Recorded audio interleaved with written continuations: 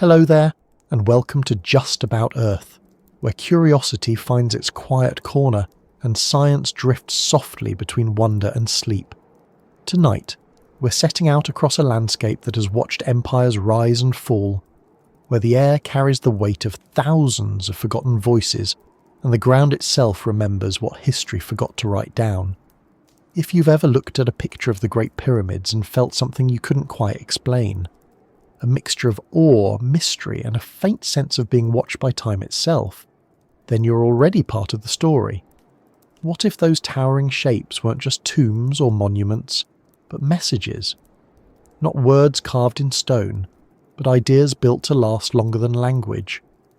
What if, in the heart of the desert, the pyramids are the last message from Earth's first civilization, one that came before Egypt, before writing, before what we think of as history?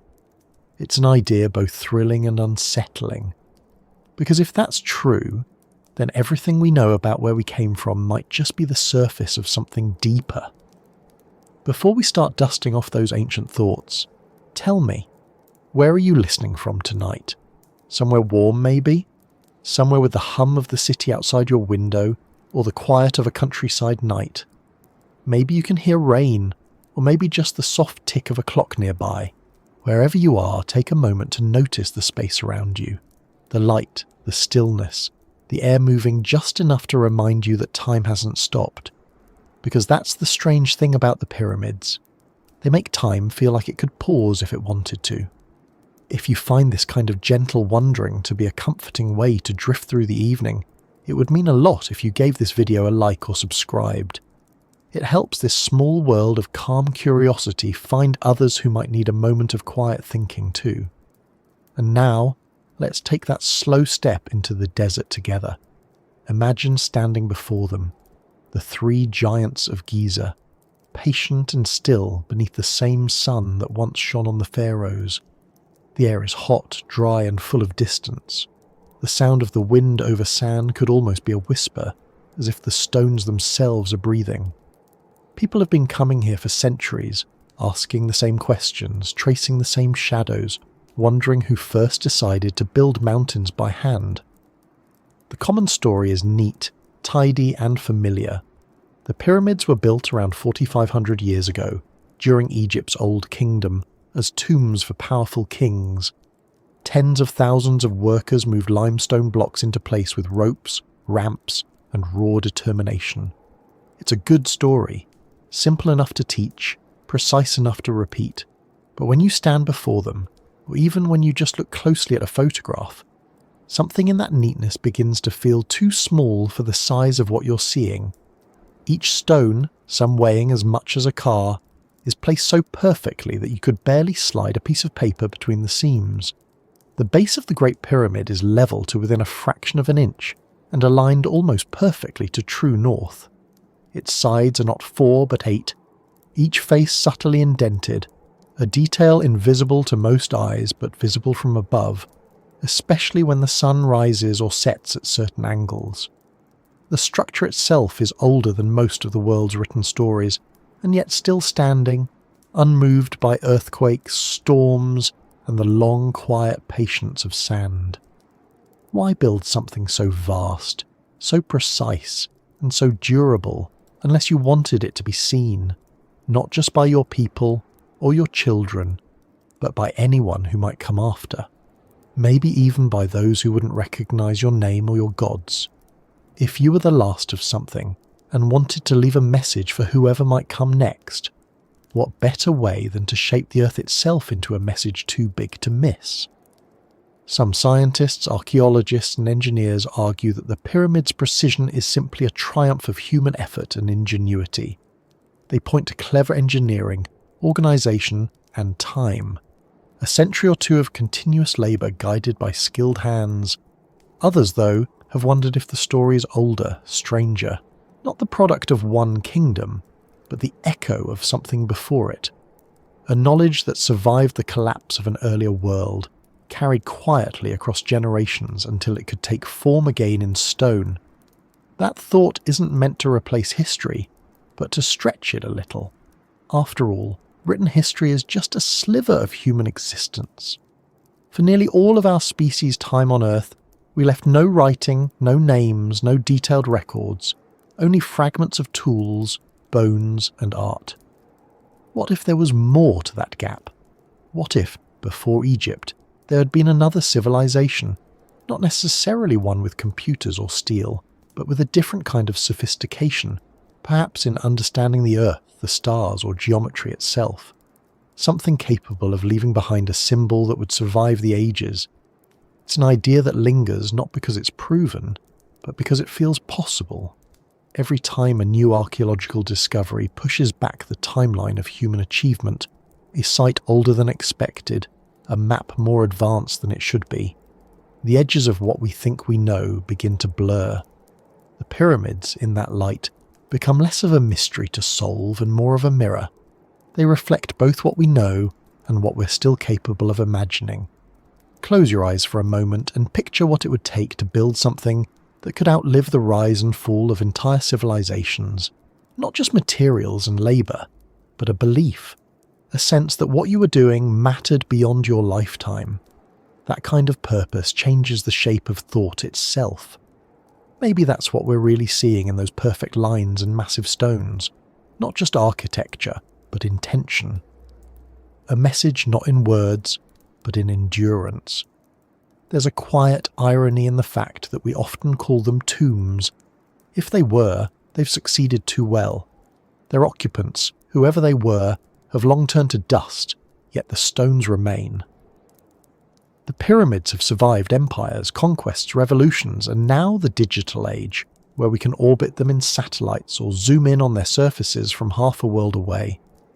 They've outlasted everything else their builders ever made, including their names carved in fragile ink on papyrus. It's as if the message they carried was never about death, but continuity. Look at them at night, bathed in moonlight, the stars wheeling above. The symmetry of their placement seems deliberate, like punctuation marks in the landscape. Their alignment with Orion's belt, though debated, continues to fascinate astronomers and dreamers alike. If that alignment was intentional, it suggests something profound, that whoever designed them wasn't just thinking about Earth, but about the sky, about how humanity's place in the cosmos might be written into the ground itself. And perhaps that's the true genius of it, the blending of heaven and earth, matter and meaning. The stones point upward, but they're anchored in the soil. They bridge the physical and the symbolic, the human and the cosmic. Even if they were simply built as tombs, they carry an understanding of permanence that few other creations possess. When we think of civilizations, we often measure them by what they left behind.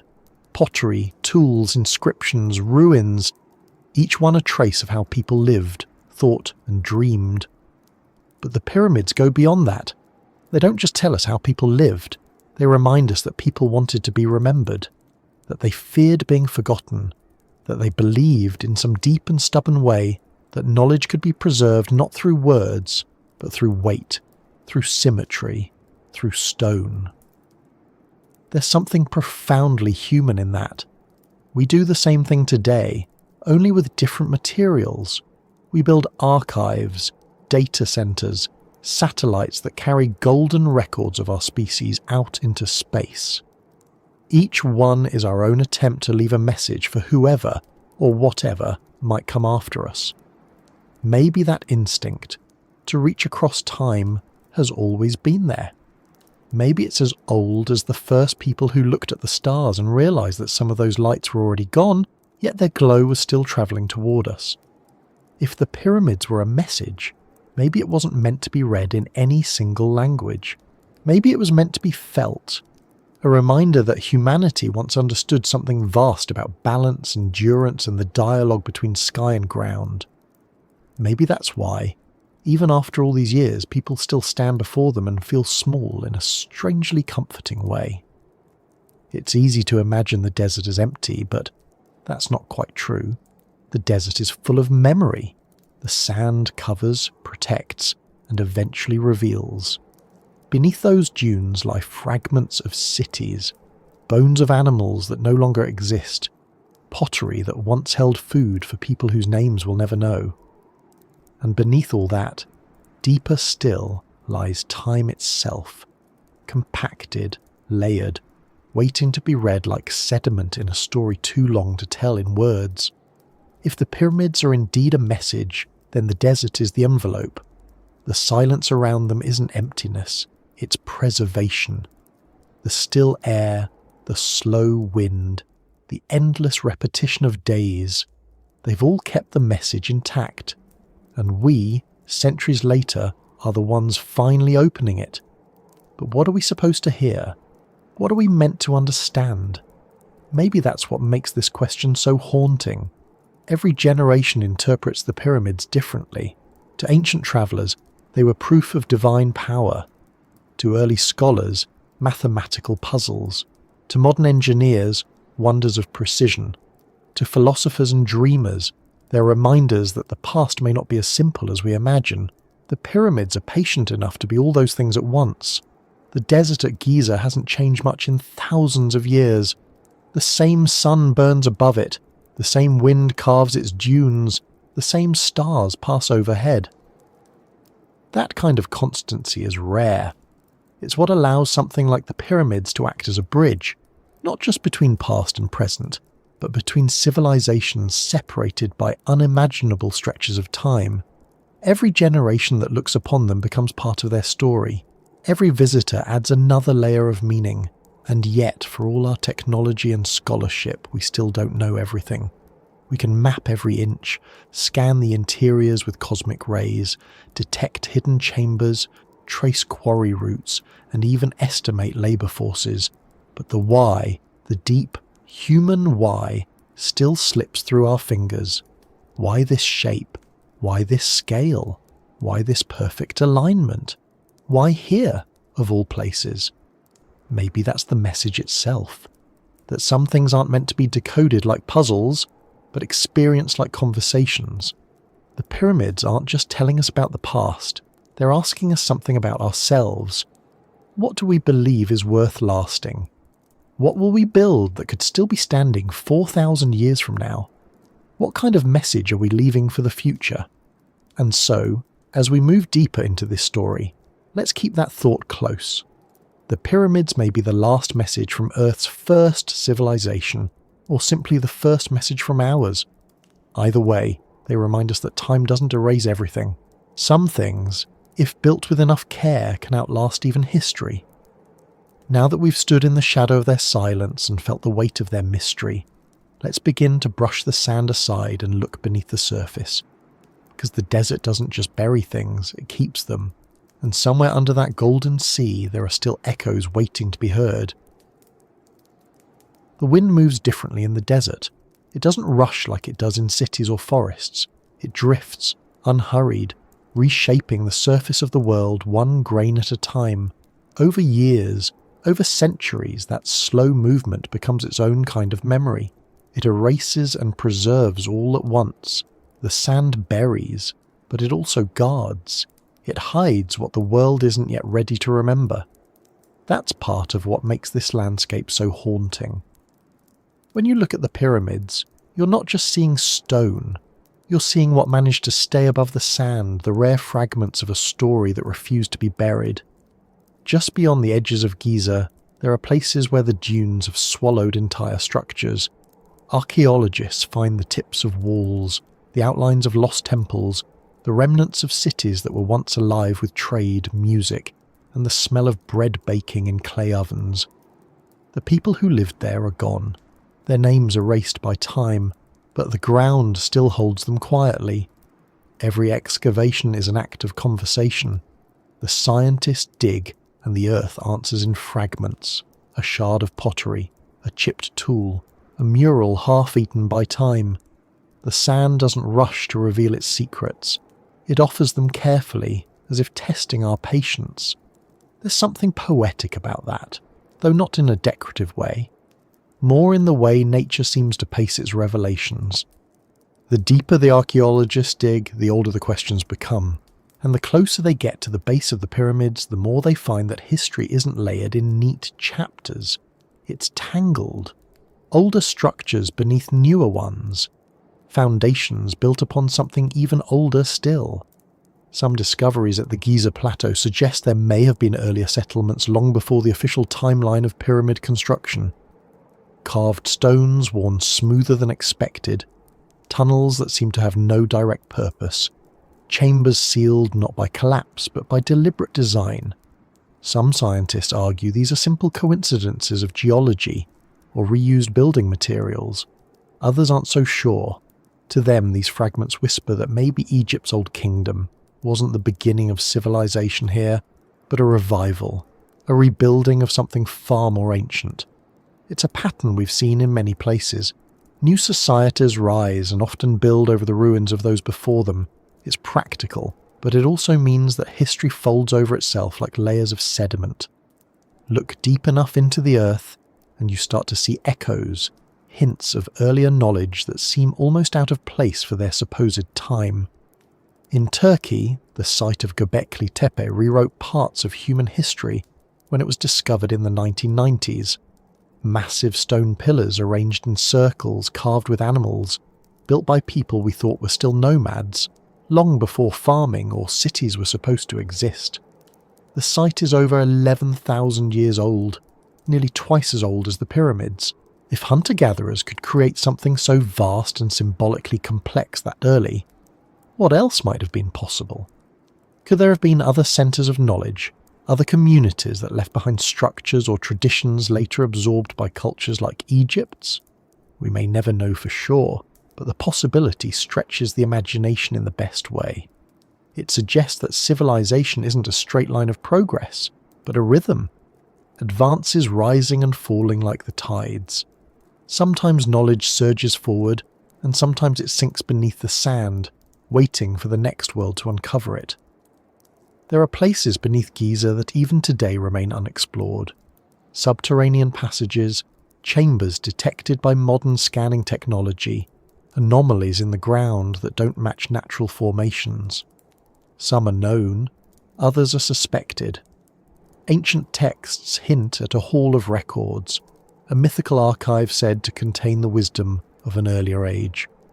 Most scholars dismiss it as legend, but legends often start with small truths. Perhaps not a literal library buried in stone, but the idea that some people, long ago, feared their world might not last and tried to preserve what they knew. When you stand at the edge of the desert and look out across the dunes, it's easy to believe that time is still moving there, but slowly. The sand drifts like a second hand that takes centuries to tick. What it hides isn't gone, only sleeping. Every century, wind and erosion uncover something new. A piece of wall, a statue's face, an inscription no one's seen for thousands of years. Each rediscovery is both a surprise and a reminder that history doesn't vanish, it just waits for light again. Beneath the sands of Saqqara, just south of Giza, tunnels stretch for miles. They're filled with the remains of animals once worshipped as sacred, mummified with as much care as kings.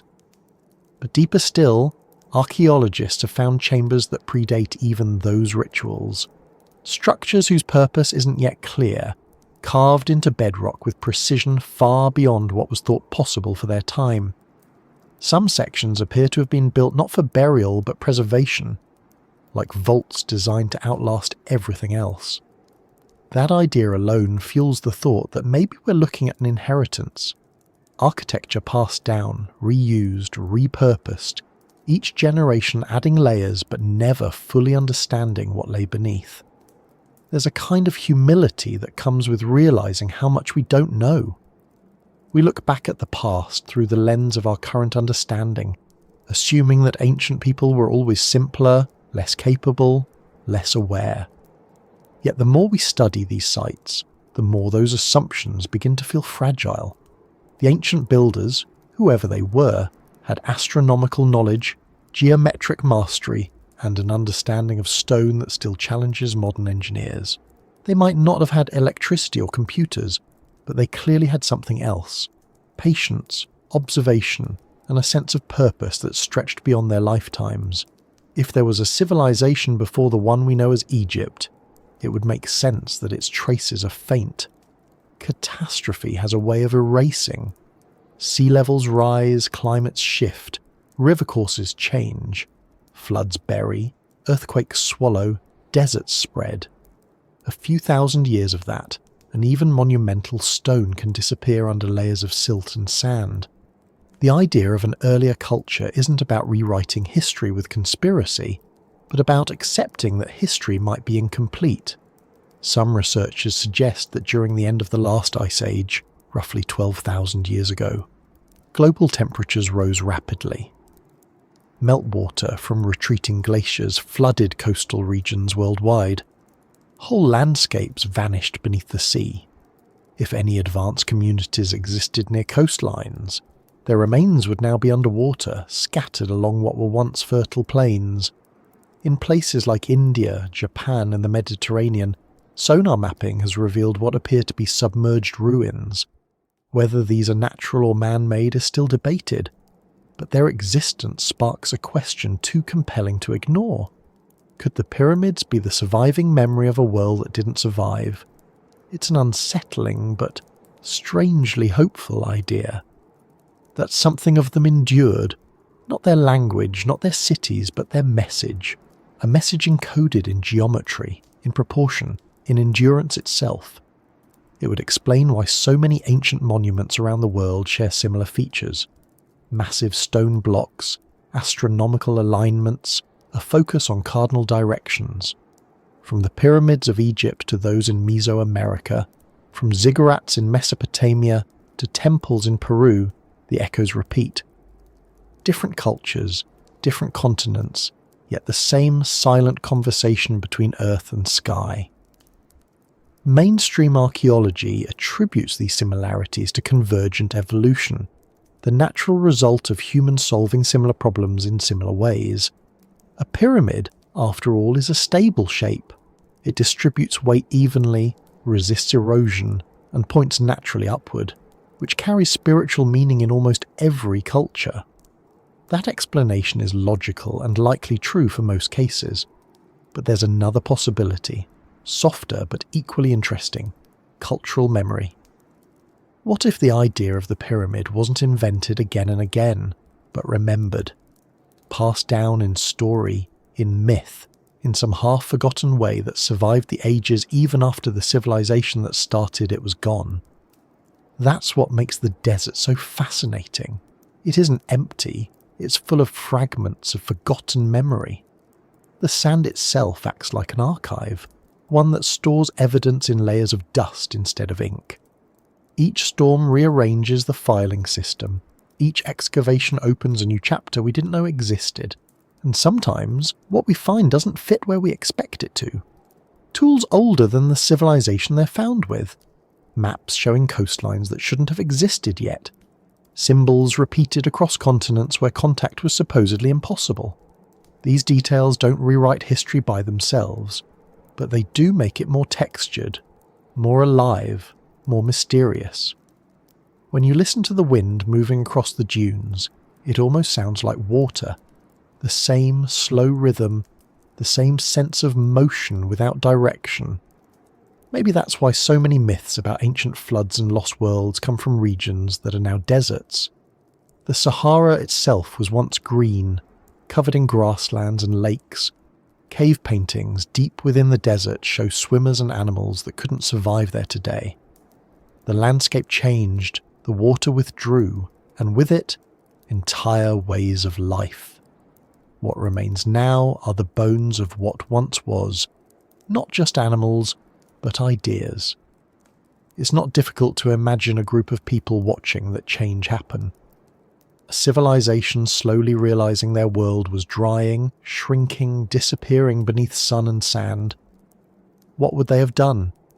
They couldn't stop the climate from shifting, but they could try to leave something behind, something that would endure when everything else was gone. Perhaps the pyramids began as that promise, a way to say, "We were here. We understood something. Remember us." The more you think about it, the more sense it makes. Human beings have always wanted to be remembered. Every culture finds a way to tell the future that it existed, through writing, art, architecture, or myth. We bury time capsules. We carve dates into cornerstones. We send probes into space with records of our world. It's our way of pushing back against the silence that waits at the end of every story. If the pyramids are part of that same impulse, then they're not just relics. They're part of a long, unbroken tradition of communication between the past and the future. Modern science, for all its tools and precision, still relies on interpretation. Data can tell us what happened, but not always why. When we find a hidden chamber, or an artifact whose purpose isn't clear, we project our own thoughts onto it. We try to read meaning where the original language has vanished. That's both the challenge and the beauty of archaeology. It reminds us that understanding the past isn't about collecting facts. It's about empathy across time. Some researchers have even begun exploring how ancient structures like the pyramids might encode mathematical constants. The golden ratio, pi, or relationships between the Earth and celestial measurements. Others are skeptical, calling it coincidence or pattern seeking. But whether by design or intuition, those proportions exist. The question isn't just whether they meant to build something mathematically perfect, but whether they felt the same sense of harmony we still recognise when we look at them. Even if they couldn't explain it in modern terms, perhaps they sensed it, that balance between structure and mystery. In a way, the sand beneath Giza isn't just holding stones, it's holding silence, a silence that hums with possibilities. The deeper we look, the more it seems that we're uncovering not a single story, but layers of attempts to be remembered. Each buried wall, each inscription, each artifact is a sentence in an unfinished letter. And the pyramids are the signature, bold, enduring, written in the most permanent medium they could find. Every civilization believes it will last. Every one of them eventually fades. But what endures isn't just the ruins, it's the effort to be heard. That effort connects us to whoever built those first monuments. They might have lived thousands of years ago, but their motives feel familiar. Curiosity, pride, fear of being forgotten, hope that knowledge can outlast time. In that sense, they weren't so different from us. We're still digging, still building, still trying to leave something that says we were here. When night falls over the desert, the temperature drops sharply. The air cools, the sand holds its heat a little longer, and the stars return with startling brightness. Looking out over that dark horizon, you can almost feel the presence of all those buried worlds beneath you. Layers upon layers of human effort, stories that once were vivid, now reduced to dust and echoes. Yet those echoes still reach us. Every discovery we make, every grain of sand brushed aside, is one more voice returning to the conversation. And somewhere in that conversation, the pyramids keep their silence. They don't need to answer. They just stand, patient as always, watching the dunes shift, waiting for us to keep asking the right questions. Because that's what they've always been. Not monuments to certainty, but invitations to wonder. As we move forward, we'll begin to explore not just what might lie beneath them, but what their very design might be telling us. Because sometimes the clearest message isn't hidden underground, but written openly in shape and proportion. The kind of message that doesn't need translation, only attention. The sun rises over the plateau with a kind of precision that feels rehearsed. Every shadow stretches exactly as it has for thousands of years, tracing lines across the desert floor that seem almost deliberate. The pyramids don't change, but the light does, sliding slowly along their edges until the stone glows as if it remembers its own making. This is where geometry becomes emotion. Standing before them, you can feel that these structures were built not just to exist, but to endure. Their survival is no accident. It's the result of design so exact that it borders on conversation, as though the builders weren't just constructing tombs, but blueprints for something beyond themselves. It's easy to think of blueprints as modern tools, sheets of measurements and angles that guide engineers through precision. But here, the concept takes on a different meaning. The pyramids are blueprints not in paper or ink, but in form itself. They map out ideas about permanence, proportion, and harmony. Everything about them, from the angle of their sides to the orientation of their base, follows a logic so consistent that it feels intentional beyond mere function. Each block, each alignment, seems to speak a language of numbers. The Great Pyramid of Khufu, the largest and most studied of them all, rises originally to about 481 feet, though erosion has worn it slightly down. Its base stretches over 13 acres, each side measuring roughly 756 feet. Yet those sides are aligned to the cardinal directions with an accuracy that still baffles modern tools. The deviation from true north is less than 1/20th of a degree, a level of precision that would be impressive even with modern instruments, let alone copper tools and star charts carved by hand. To achieve that, the builders must have known the sky intimately. They would have tracked the movement of stars, especially those near the celestial pole, marking their rising and setting points across nights and seasons until the Earth itself seemed to reveal its symmetry. By fixing their measurements to the heavens, they anchored their structure not to a temporary landscape, but to the rotation of the planet itself. That choice, deliberate and careful, gave the pyramid a kind of immortality. Even as mountains erode and rivers change course, the stars return to their places. Alignment to the sky is alignment to time. Inside, the geometry becomes even stranger. The passageways of the Great Pyramid descend and ascend at specific angles that seem to reference not only function, but proportion. The so-called King's Chamber, built entirely of granite blocks weighing up to 80 tons each, sits at the heart of the structure like a pulse. Above it, 5 relieving chambers distribute weight with mathematical precision. Yet some researchers have noticed that the measurements between these chambers form ratios, relationships between height and width, that echo constants found in mathematics and nature. Ratios close to phi, the golden mean, appear in their slopes.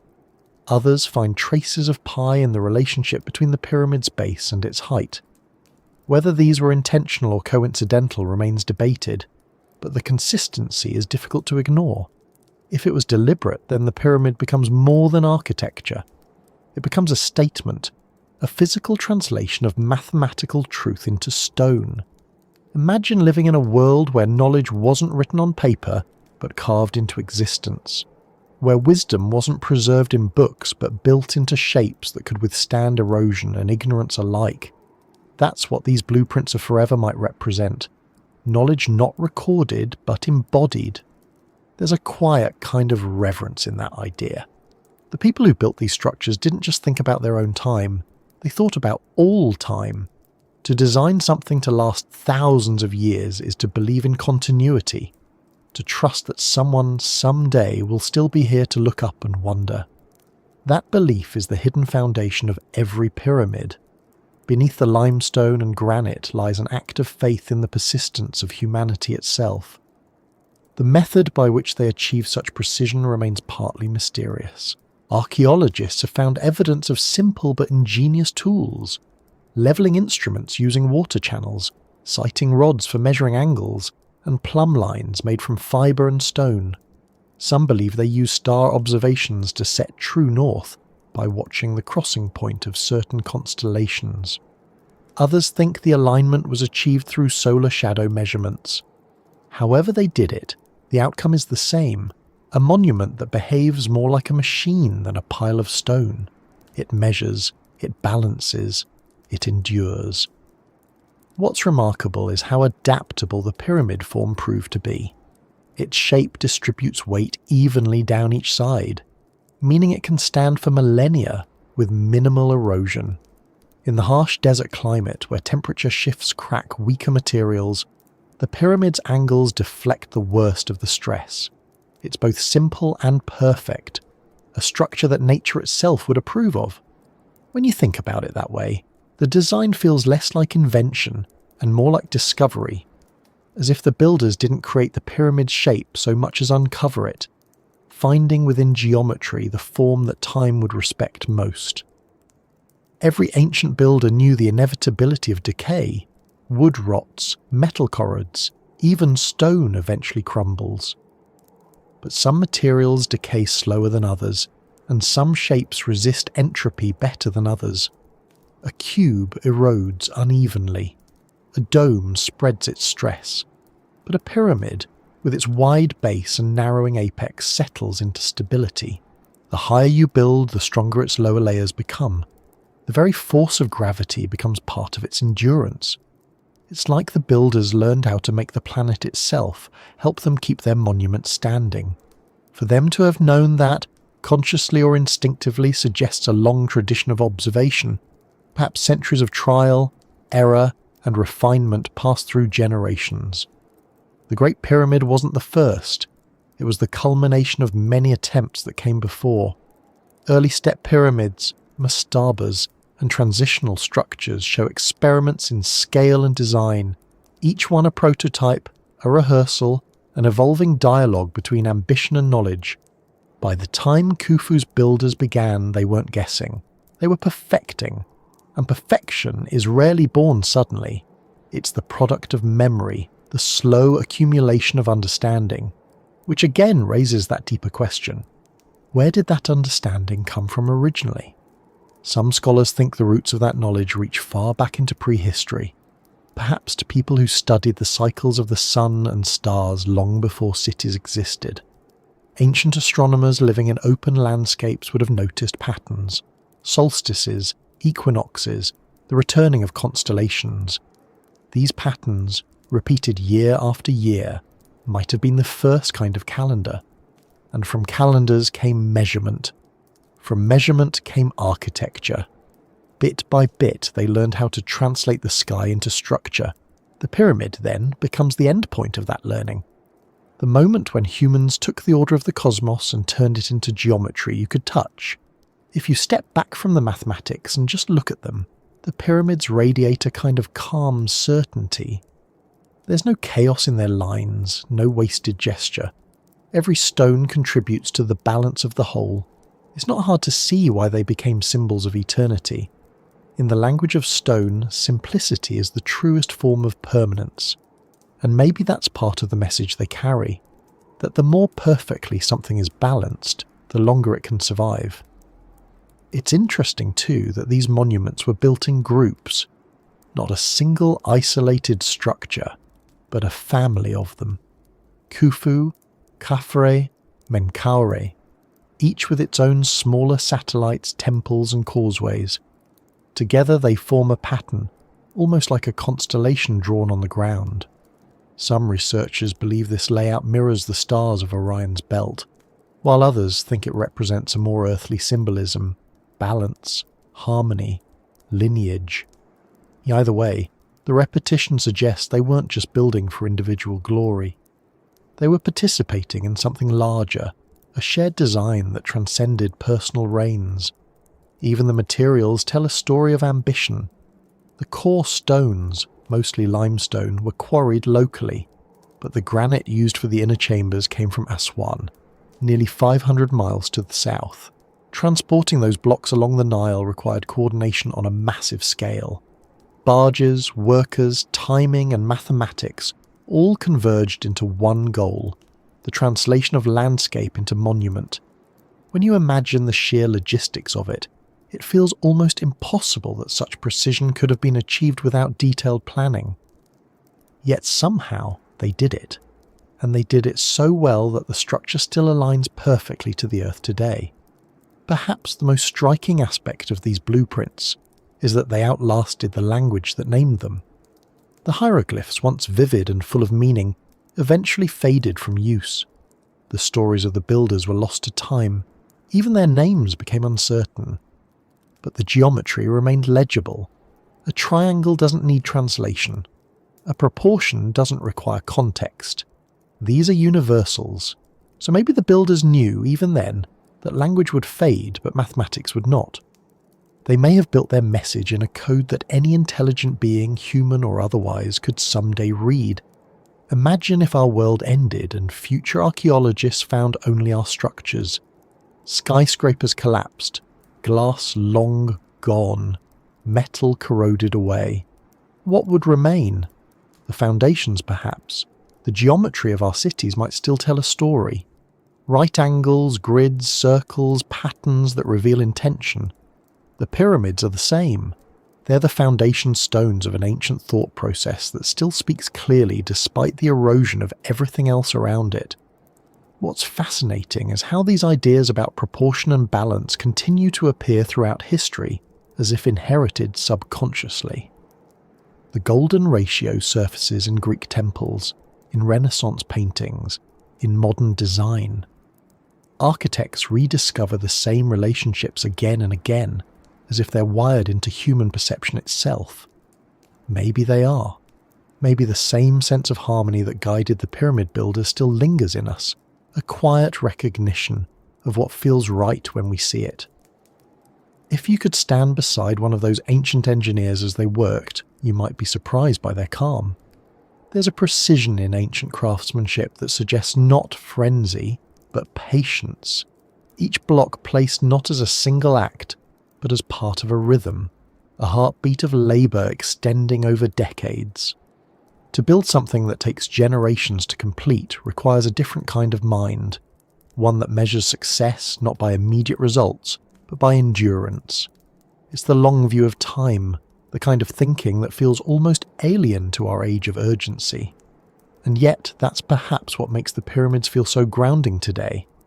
In a world where technology changes by the minute, there's something profoundly reassuring about structures that have looked the same for 45 centuries.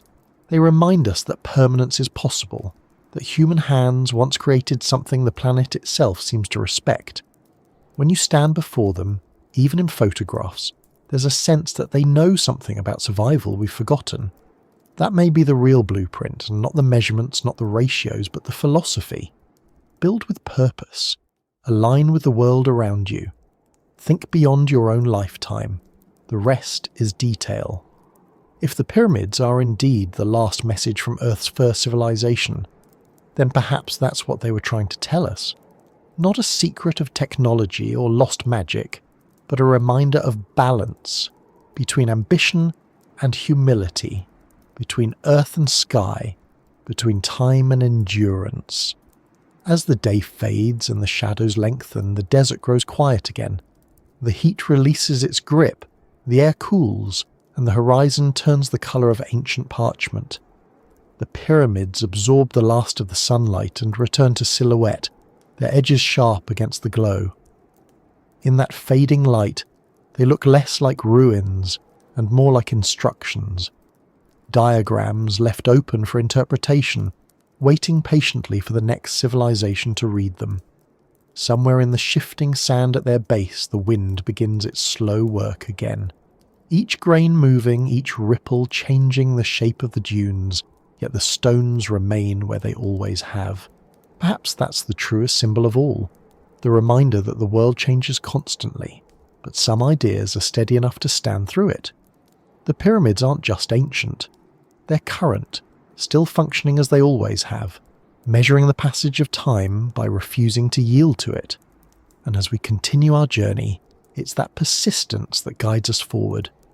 Because if these monuments are the blueprints of forever, then the next question isn't just how they were built, but what they were trying to say through their design. What kind of voice could speak so clearly without ever making a sound? If you look long enough at the pyramids, something strange begins to happen. They stop looking like buildings and start to feel more like sentences. Each angle, each proportion, each shadow seems to carry meaning. You don't have to be an engineer or a mathematician to sense it. You can simply stand in front of them, let your eyes trace the slope of the stones, and notice how they seem to be saying something, not in words but in relationships. Geometry becomes language. It's a conversation without speech, a kind of communication older than writing, older than any alphabet. It might sound abstract, but there's nothing mystical about it. Geometry has always been our way of talking to the world in its own terms. When you draw a circle or measure a line, you're not inventing anything. You're describing what already exists. The rules of proportion, symmetry, and balance are the same everywhere. whether in a shell spiral, a snowflake's pattern, or the orbit of a planet. To build something that follows those rules is to speak fluently in the universal language of form. The pyramid builders, whether consciously or intuitively, seem to understand that. Their structures aren't random, they're deliberate expressions of ratio and alignment. The slope of the Great Pyramid, for instance, forms an angle of about 51.8 degrees. That specific angle creates a relationship between height and base that approximates the value of pi when the perimeter is compared to the circumference of a circle. It's as if the builders embedded the concept of the circle, the symbol of completeness, into a square foundation, and let it rise toward the sky as a triangle. Circle, square, triangle. The three simplest shapes, united in one form. That combination has appeared throughout human history. Artists, architects, and philosophers have all returned to it as a symbol of harmony between heaven, earth, and humanity. The circle often represents the infinite, the divine, the celestial. The square represents the physical, the stable, the earthly. The triangle becomes the bridge, the ascent from one to the other. Whether or not the builders of Giza thought in those exact terms, their design achieves the same result. The pyramid is both a tomb and a translation, a stone equation expressing the relationship between the eternal and the temporal. Walk around its base and you begin to notice how your perception changes with every step. From one angle, it looks enormous and immovable. From another, almost delicate, tapering to a fine point that disappears into the sky. Its sides catch the light differently throughout the day, turning from gold to orange to deep violet as the sun moves. The structure never changes, but its face does, a reminder that perspective is part of its design. It was built not just to exist, but to be seen, to interact with light, to engage the human eye as part of its message. Inside the pyramid, geometry becomes even more precise. The narrow passages and chambers are aligned along axes that seem to follow the stars. The so-called Queen's Chamber points roughly towards Sirius, while the King's Chamber aligns with Orion's belt. These alignments are more than architectural choices, they're gestures of dialogue. The builders weren't just constructing a resting place for their dead, they were connecting Earth to the sky, encoding relationships between human existence and cosmic order. In a way, they turned architecture into astronomy. That kind of intention changes how we interpret what they left behind. It means that the pyramid wasn't just a static monument. It was dynamic, interacting with its environment, light, shadow, and the movements of celestial bodies. Every solstice, every equinox, every shift in the heavens was mirrored in the play of illumination across the stone. It's possible that certain alignments created moments of perfect symmetry, times when the sun or a star would shine precisely through a passage, or cast a shadow that completed the geometry. Imagine standing there thousands of years ago, watching that moment happen. The builders had predicted it. The design had made it inevitable. That moment would have felt like a response, as though the sky itself was answering their work. To communicate through geometry requires faith in consistency. It means trusting that whoever sees your message in the future will understand the same relationships you did, that the principles of symmetry and proportion will remain universal. That's a remarkable form of optimism. It assumes a continuity of intellect, that minds separated by millennia can still share comprehension. Even without language, even without words, the message remains readable. It's a conversation across time carried by shape alone. Modern mathematicians still talk about geometry as a kind of music.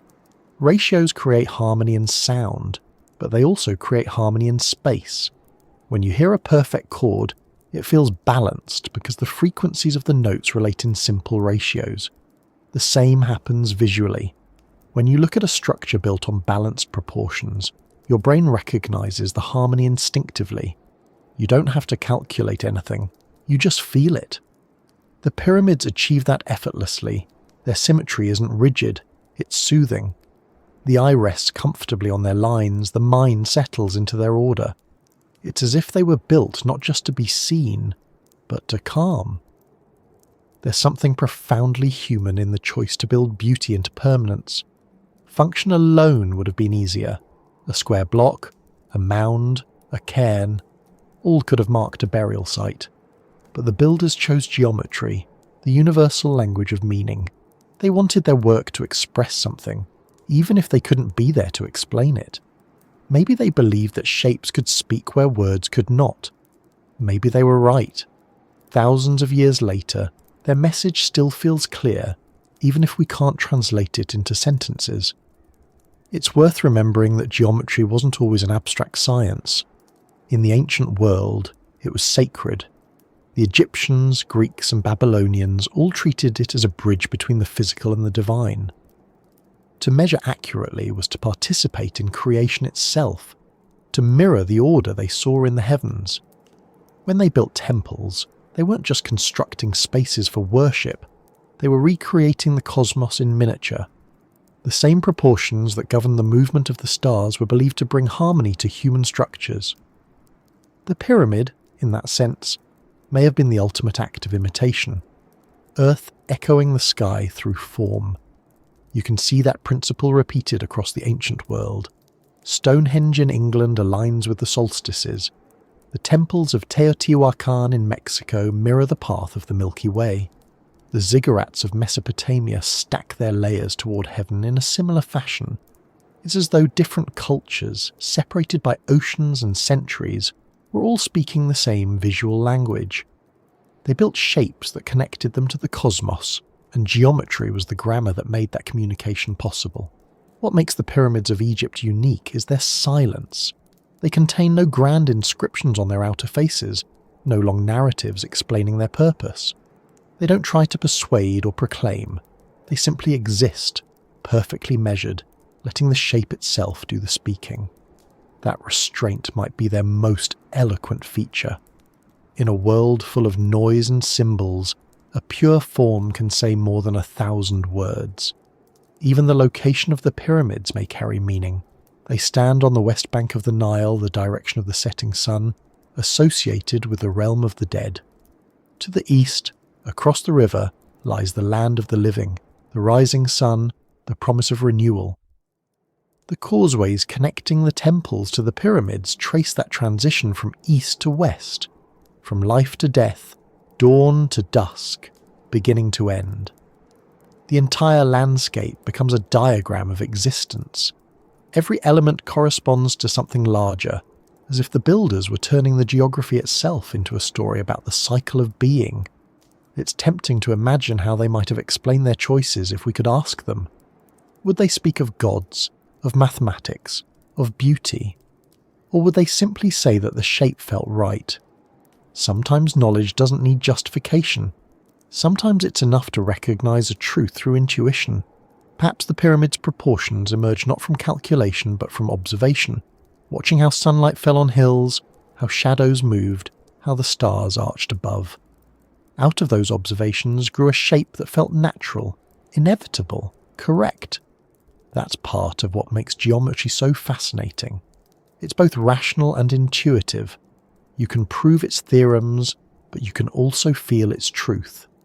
The angle of a slope, the balance of a form. These are things you can sense even without mathematics. When early builders tested designs, they probably relied as much on instinct as on measurement. Over time, their instincts became tradition, and tradition became architecture. By the time of the pyramids, those instincts had reached their peak. Inside the chambers, where light rarely enters, the geometry becomes something you can feel rather than see. The air is still. The walls close in at precise angles. The sound of your own movement echoes with uncanny clarity. It's not an accident. The proportions of those spaces create acoustic effects that amplify even small sounds. Some researchers have suggested that this might have been intentional, perhaps for rituals, perhaps for meaning. When sound behaves predictably within shape, it becomes part of the design. Another layer of geometry, one made of vibration rather than stone. That idea, that even sound and space could form part of a message, adds another dimension to what the builders were doing. They weren't just creating a structure to be seen from the outside, they were crafting an experience. To enter a pyramid is to move through geometry, to feel proportion physically. The height of each passage, the width of each chamber, the slope of each corridor, all conspire to create a particular rhythm of movement. You bend, you climb, you ascend. It's architecture as journey, form as metaphor. And yet the message isn't didactic. It doesn't tell you what to think. It invites reflection. The shapes don't explain. They reveal slowly through perception. That's why they remain so endlessly fascinating. Every person who looks at them finds something different. To some, they're scientific achievements. To others, spiritual symbols. To many, simply beautiful. Geometry allows for that flexibility because it's universal but personal. It meets you wherever you stand. Think about the way the human brain responds to pattern. We're wired to recognize order, to find meaning in symmetry. That instinct is older than language. It's part of how we navigate the world, how we distinguish safety from chaos. When we see balanced forms, our bodies relax. When we see disorder, we tense. The pyramids, with their perfect order, trigger that primal sense of calm. They're not just ancient, they're neurologically satisfying. Maybe that's part of why they continue to draw us. We don't just admire them, we resonate with them. If the builders wanted to leave a message for the future, geometry was the perfect medium. Language evolves, cultures vanish, but numbers stay the same. Ratios don't care about translation. 2 + 2 = 4 in every tongue. The relationship between a circle's circumference and its diameter remains constant no matter who calculates it. So perhaps the pyramids are exactly what they appear to be. Not mysteries to decode, but demonstrations of understanding. Proof that their makers grasp something timeless about the way the universe organizes itself. That in itself is a form of speech. Not one directed at gods or kings, but at whoever might come next. A quiet statement saying, "We understood."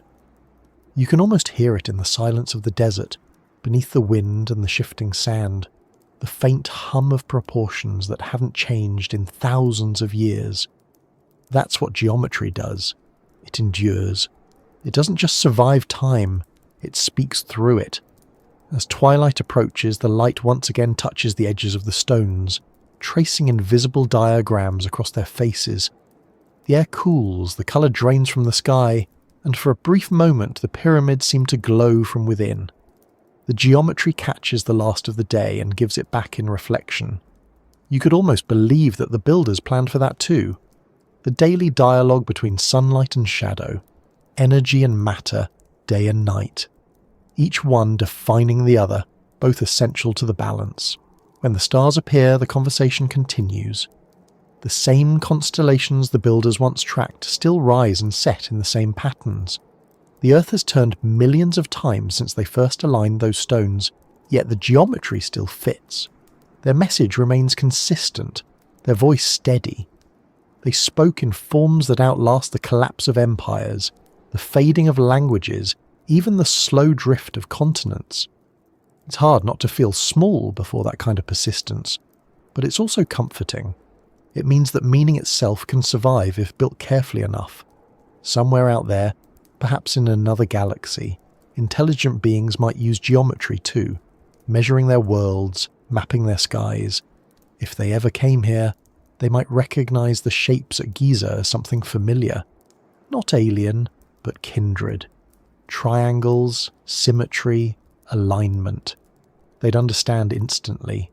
They'd see the same relationships we see, the same ratios, the same logic of form.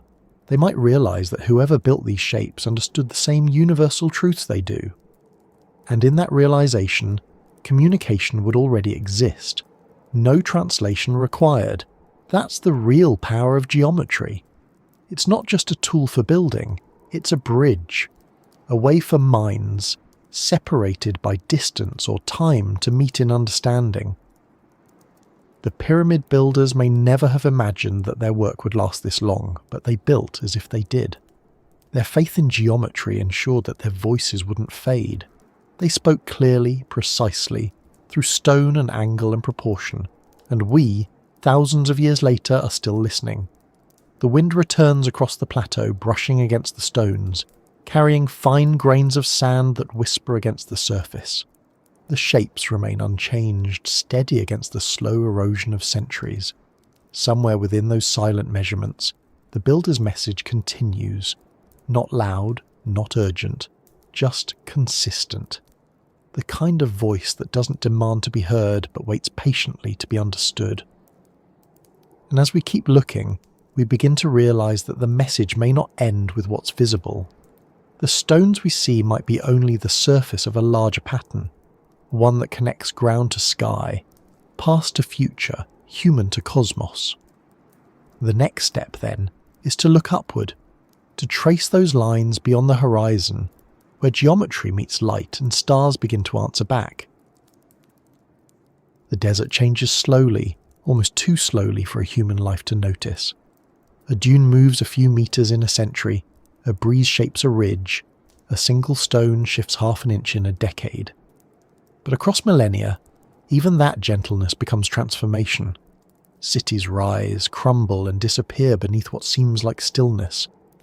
The sands that cover the Giza plateau have done this before, and they will do it again.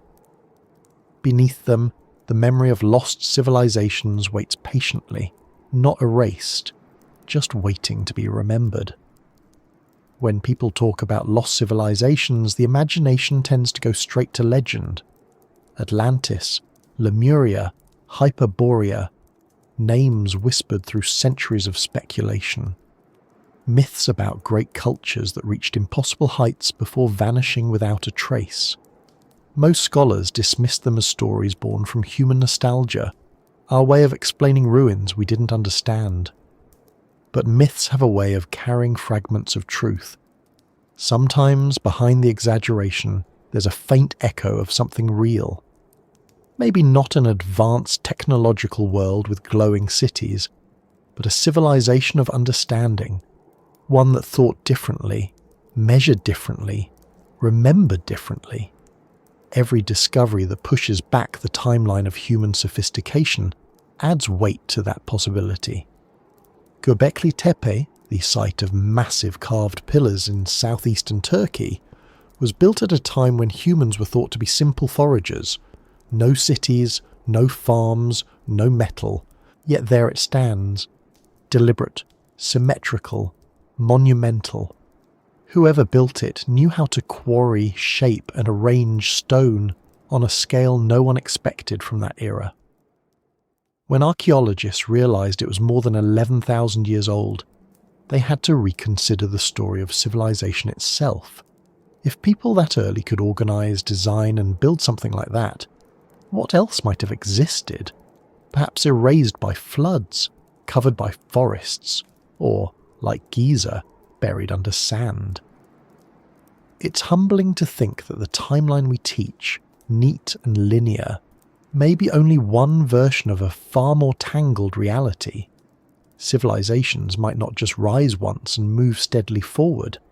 They might rise, fall, and rise again, each one inheriting whispers from the one before. The pyramids could be part of that inheritance, not the first monuments, but the last survivors of a lineage that began long before recorded history. Archaeology, for all its rigour, often reads like detective work done with missing pages. The evidence we have is only a fraction of what once existed. Most materials vanish with time. Wood decays, metal rusts, even stone erodes under centuries of wind and rain. What survives is what nature allows to survive, and nature has her own sense of preservation. In deserts, the dryness keeps things intact. In jungles, life reclaims everything. In oceans, salt and current consume almost all. So what we know of the past is largely shaped by where we happen to look, and what happens to remain. Imagine how much of our own world would vanish if seen from 10,000 years in the future. The plastics, the steel, the glass, all gone or transformed. Only the strongest foundations would remain, the simplest forms of geometry carved into rock or reinforced concrete. If someone found them, they might guess at our existence, our patterns, our technology, but the meaning behind it all would be mostly gone. That's how we see the ancients. We have the structures but not the context. The pyramids are still speaking, but their words are fragmented, missing half the alphabet. This gap between what was and what remains creates a kind of mystery that both fascinates and frustrates. It invites speculation, sometimes reckless, sometimes brilliant. Theories stretch from the scientific to the mystical. Advanced prehistoric societies, visitors from the stars, survivors of global cataclysms. Most of those ideas drift toward fantasy, but beneath them lies a simple truth. Our past is larger than we've been able to see. The Earth has been home to humans for hundreds of thousands of years, and most of that time is unwritten. The story of civilization may have chapters buried far deeper than we've yet read. Consider the Younger Dryas period, a sudden global cooling around 12,800 years ago that followed the end of the last ice age. Evidence suggests it was triggered by a massive event, possibly a comet impact or a sudden flood of meltwater disrupting ocean currents. Whatever the cause, the result was catastrophic. Climate changed rapidly, ecosystems collapsed, coastlines shifted. If human cultures had begun to organise by then, they would have faced an apocalypse on a scale we can hardly imagine. Entire regions could have been lost beneath rising seas. Populations could have scattered. What remained would have been fragments, survivors rebuilding from memory, passing down stories of the world that came before. Over time, those memories would have turned into myths. The flood myths found in nearly every ancient culture might be echoes of that memory. From the Epic of Gilgamesh to the story of Noah, from the Aztec tales of a deluge to Hindu texts, describing the submergence of earlier ages, the pattern repeats. The world was once destroyed by water, and only a few survived to begin anew. Maybe those are more than symbolic. Maybe they're recollections distorted by time but rooted in truth. If so, then the first civilization wasn't entirely lost. Its message survived in story, and perhaps also in stone. The pyramids, viewed through that lens, become a monument to continuity. They could represent not just Egypt's power, but humanity's determination to endure. Perhaps their builders inherited designs or ideas from an older culture, one that understood the value of building with permanence in mind. Maybe the knowledge of geometry, astronomy and construction wasn't discovered from scratch each time, but relearned, preserved in fragments, passed down through oral tradition or simple observation until it found new expression in Giza's limestone and granite. There's a quiet dignity in that possibility. It suggests that no civilization ever truly disappears. Its knowledge may scatter, but it never vanishes completely. Pieces resurface in unexpected places. A design repeated, a myth remembered, a star alignment copied from memory. Humanity in that sense behaves like the desert wind. We spread, we drift, and we carry with us grains of what came before. The pyramids might be where some of those grains settled again, reshaped into permanence. It's easy to underestimate the resilience of memory. Even without writing, human beings are extraordinary at preserving ideas through story and ritual. A song, a pattern of stars, a building orientation, these can all carry information. Indigenous cultures around the world still encode astronomical, environmental and historical knowledge in oral tradition that spans tens of thousands of years. Those systems of memory don't look like modern archives, but they serve the same function. They remember. If such practices existed in prehistory, it's not impossible that technical knowledge, how to measure stars, how to shape stone, how to build in harmony with nature, could have survived long after its origin. Every generation reinterprets the past according to what it needs to understand about itself. For the Greeks, Egypt represented wisdom. For medieval scholars, it was a symbol of a lost knowledge. For modern science, it's a puzzle of engineering. But beneath all those interpretations is a common thread, a recognition that these monuments contain something older than the stories written about them.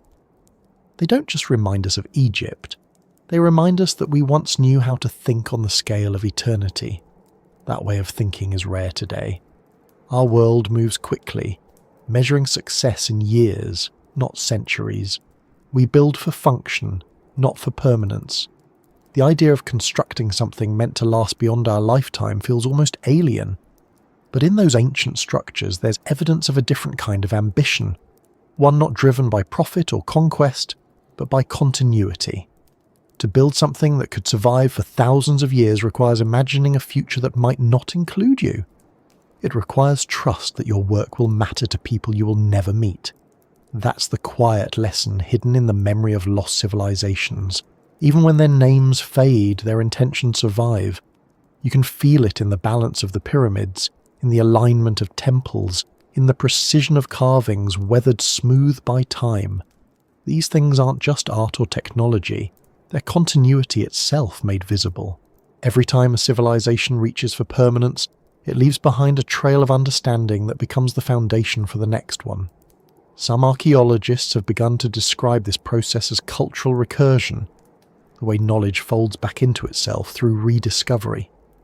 We lose information, then regain it in new ways, often without realizing it. Mathematics, for instance, may have been discovered more than once. Navigation, agriculture, metallurgy. Each could have emerged independently in different times and places, or re-emerged after being forgotten.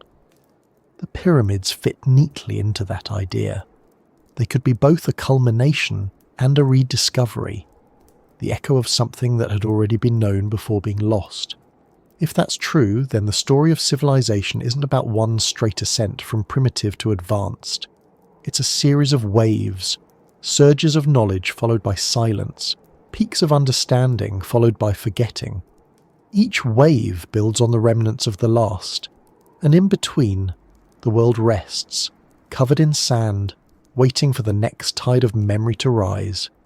In that pattern, the pyramids aren't anomalies, they're anchors. They tie one wave of humanity to the next.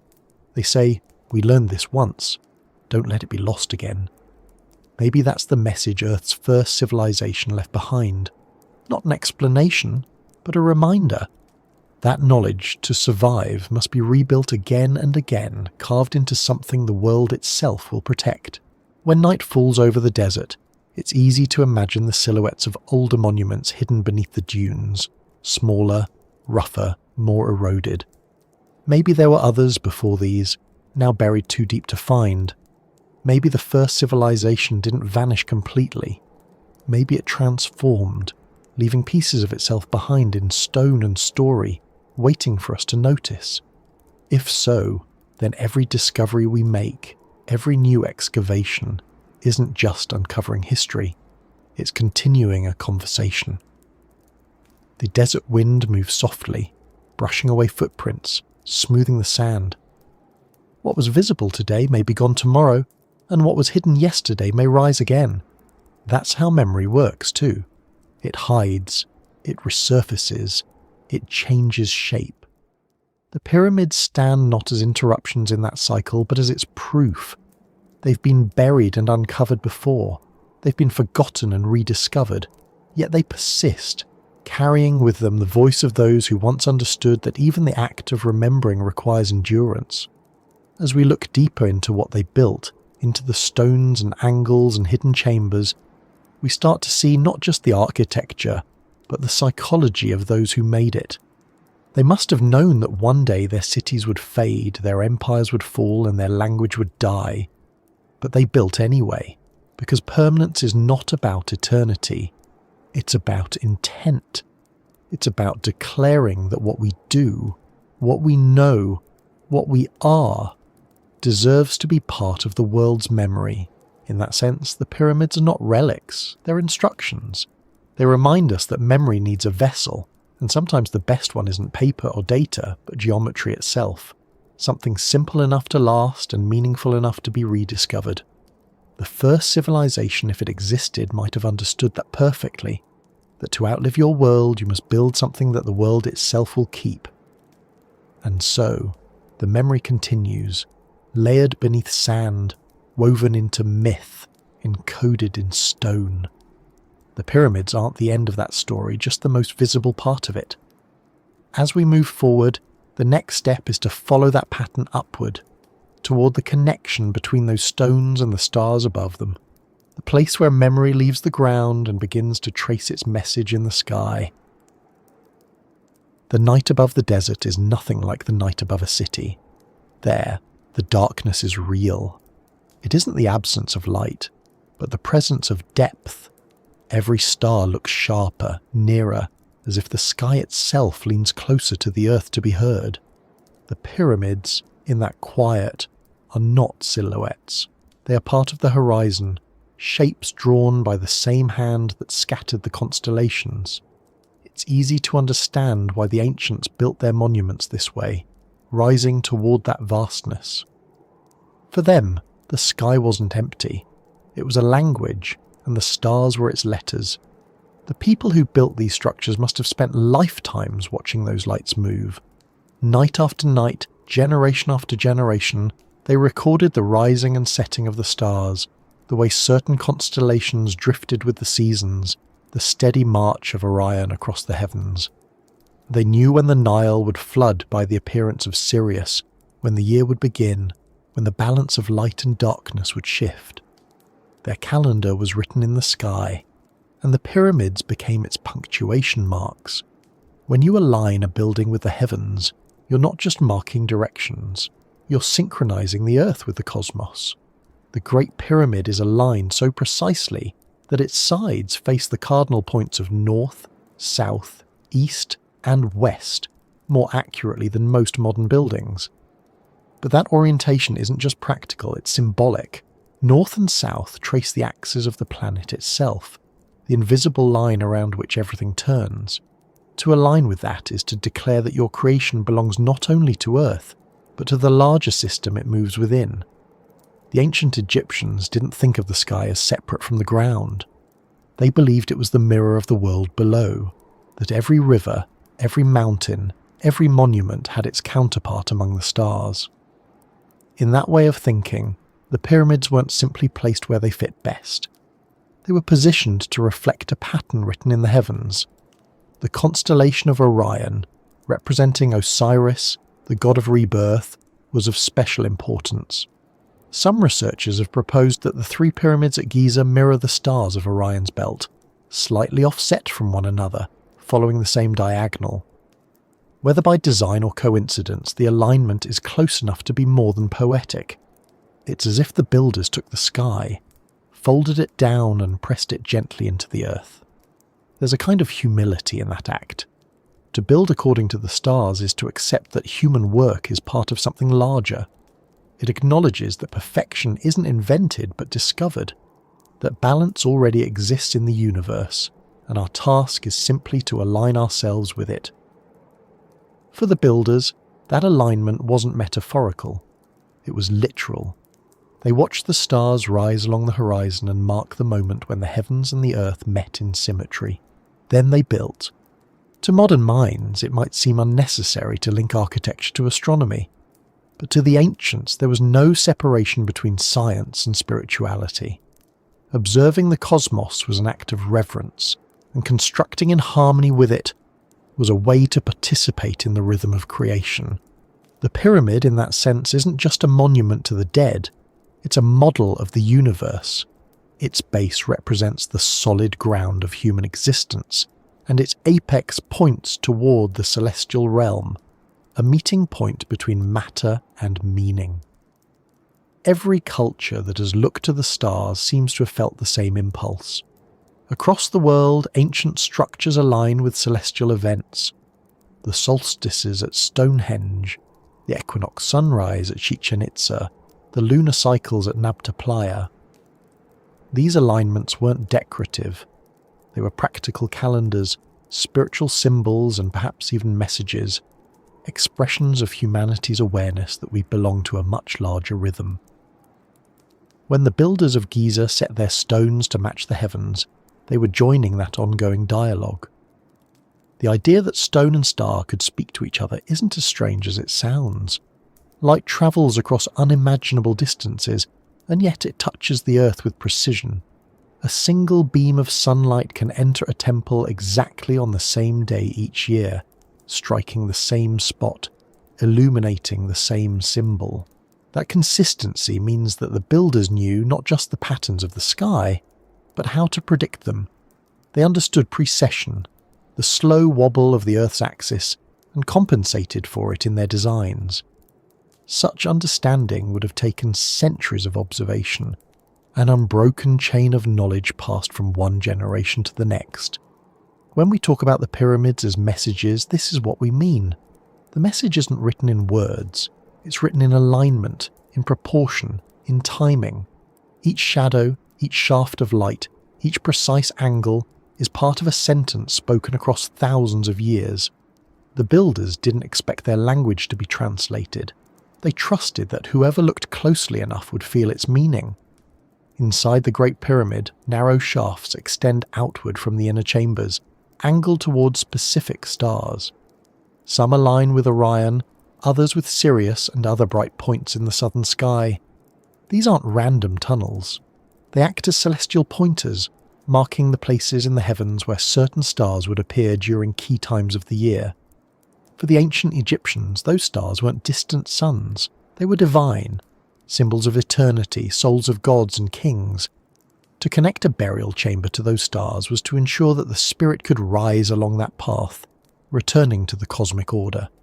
The pyramid, therefore, wasn't just a tomb. It was a vehicle, a map of the heavens carved in stone. This merging of architecture and astronomy creates something extraordinary. The pyramid doesn't only exist in space, it exists in time. Its design responds to cycles that repeat endlessly. Days, seasons, precession, the eternal return of the same stars. To build such a structure is to create a kind of permanence that mirrors the cosmos. The stones are heavy, but the idea behind them moves with the stars, unchanged across millennia. Some researchers have suggested that the pyramid's dimensions might also encode measurements of the Earth itself. The ratio between its height and base approximates the curvature of the planet. The perimeter of its base relates closely to the circumference of the Earth at the equator. Whether these correspondences were intentional or not, they reflect an understanding of scale, a sense of proportion that connects human creation to planetary reality. It's as if the builders were saying, "We know where we are." There's something comforting in that thought. In a world so vast where the stars can make us feel small, the act of aligning our structures with them becomes a declaration of belonging. The builders weren't intimidated by the cosmos, they worked with it. They didn't see the heavens as unreachable, but as partners in design. The pyramid's peak points toward the sky not in defiance, but in harmony. It's a gesture of participation, as though to say, we too are part of this order. Light and shadow played as much a role in that conversation as stone and geometry did.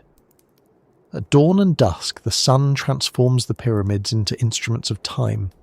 Their edges cast shadows that move predictably across the sand, marking the passage of hours and seasons. During equinoxes, the balance of light falls evenly on each face, a moment of perfect symmetry between night and day.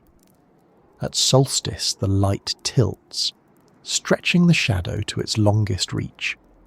The builders could have used these moments to track time, but perhaps also to remind themselves that time itself was cyclical, that even endings were beginnings waiting in rotation. To watch the sun rise between those ancient stones must have been a quiet revelation. The first light of day, sliding along lines measured centuries earlier, would have felt like confirmation, proof that the design still held, that the world was still in tune. Even now, thousands of years later, the same thing happens. The same sun, the same shadows, the same geometry. The fact that it still works is a message in itself. The language of stone and star remains fluent. In some ways, the pyramids are less about the past and more about continuity. They show that our ancestors didn't see time as a straight line, but as a circle. A rhythm to which everything returns. Each day's sunrise echoes the first. Each generation builds upon the last. The The connection between heaven and earth isn't just symbolic, it's real, visible, measurable. The builders knew that to align with the cosmos was to participate in its endurance. There's a subtle beauty in how this understanding survived long after the reasons for it were forgotten. Later cultures continued to align temples, altars and cities with celestial events, often without knowing why. The impulse remained, to face the sunrise, to mark the equinox, to measure time through shadow and light. The knowledge had become instinct, woven into the human relationship with the sky. Even today we look up and feel the same pull. We chart the stars, launch satellites, study cosmic radiation, still trying to read the same language our ancestors once understood through geometry alone. Perhaps that's what the pyramids have been teaching us all along. That the universe speaks in patterns, and that meaning isn't something we impose on it, but something we notice when we look closely enough. The stones are only half the sentence, the stars complete it. Together, they form a dialogue that continues even when no one is listening. In the deep silence of the desert night, that dialogue is almost audible. The air cools, the stars brighten, and the earth itself seems to hum. The pyramids stand unmoving, yet their meaning feels alive, expanding outward with each passing moment. Somewhere above them, Orion still crosses the sky, his belt perfectly aligned, his presence as constant as ever. The same stars that guided the builders still guide us, though we call them by different names. The conversation has never stopped. We've just forgotten that we were part of it. That's the quiet power of the language of stone and star. It doesn't demand translation. It reminds us gently that we are made of the same elements as the universe we study. The same atoms forged in stars now rest in the hands that build, the eyes that measure, the minds that wonder. To understand that is to understand that communication across time doesn't require words. It requires attention. Somewhere between those points of light and the edges of stone lies a shared memory, one that connects every civilization that has ever looked up and asked, "What's out there?" Maybe the pyramids are the most enduring answer we've ever given. A way of saying, we noticed. We cared. We were here. And as dawn begins to return once more, as the first thin line of gold touches the horizon and the stars fade one by one, the stones begin to warm again. The language of light returns to the surface, picking up exactly where the night left off. The conversation continues, patient and unbroken, as it always has. The air shifts, the shadows move, and for a moment you can almost imagine that the pyramids themselves are listening. Because if stone can hold memory, and light can carry meaning, then perhaps the message isn't just something they left for us. Perhaps it's something still being written, each sunrise adding another word, each alignment another phrase, as the dialogue between earth and sky goes quietly on. The first light touches the pyramids like memory returning to the body. It begins faintly, a thin silver along the horizon, then spreads upward until the sky turns gold and the desert exhales its cool breath. The moment feels familiar, as though the world itself has performed this routine for longer than it remembers. The light is soft but decisive, revealing edges, shapes, angles, the precise geometry that the night had hidden. For the builders of these structures, this was never just sunrise. It was communication. The relationship between the pyramids and light is older than history. Every block was placed with the path of the sun in mind, each face designed to catch or release light at specific times. The structure doesn't merely stand beneath the sky, it interacts with it. The sun's rays glide along its edges like fingers across an instrument, playing a rhythm that repeats every day with absolute consistency. You can almost hear it if you watch long enough. The slow unfolding of shadow, the pause at noon, the retreat toward evening. It's the most ancient clock, and yet more accurate than most we've ever built. To see the pyramids in daylight is to witness how light itself becomes part of their message. Each angle, each surface, each reflection turns sunlight into information. It tells the hour, the season, even the alignment of the Earth in its orbit. Long before mechanical clocks, this was how time was measured, through the dialogue between shadow and stone. It's not hard to imagine the builders watching that play of brightness, reading meaning in its transitions. To them, the pyramid was not static. It was alive, animated by the motion of light, revealing new details as the day passed. At certain moments of the year, particularly during the solstices and equinoxes, the relationship between light and the pyramids becomes almost theatrical. The sun's position aligns precisely with the edges and corners, creating patterns that seem deliberate. Some researchers have suggested that these events marked rituals, celebrations, or turning points in the calendar. Others believe they served as confirmation, proof that the builders' calculations were correct, that the universe and the monument were still in harmony. Whatever the reason, those alignments remind us that light was their language as much as stone was. If you think about it, light is the only truly universal messenger. It travels across time and distance without translation, unchanged since the beginning of the universe. Every ray that touches the pyramids carries with it information about the sun's state, the atmosphere, the tilt of the planet. The builders might not have used those terms, but they understood the principle. They knew that to shape the path of light was to read the rhythm of the cosmos. When sunlight strikes the Great Pyramid, the precision is uncanny. At noon, the shadows almost vanish, falling evenly along each side, making the structure appear weightless for a moment. Then, as the day moves on, the shadow stretches again, long and deliberate, pointing across the desert like a compass hand. The shape of that shadow changes predictably throughout the year, marking a solar calendar visible to anyone with patience. The pyramid becomes both sundial and text, its meaning renewed daily through the turning of the earth. Some ancient temples near Giza seem to amplify this relationship even further. The Temple of the Sphinx, for example, faces directly east, its gaze locked onto the rising sun. During the equinox, the first rays shine directly between the Sphinx's eyes, cutting a perfect line of light that connects the horizon to the monument. That kind of alignment requires more than luck. It requires a deep understanding of astronomy, geometry, and time. It's as if the builders were choreographing a dance between sunlight and stone, a slow, patient movement repeated endlessly across ages. To them, light may not have been just illumination. It was presence, the visible form of divinity, the daily proof that life continued.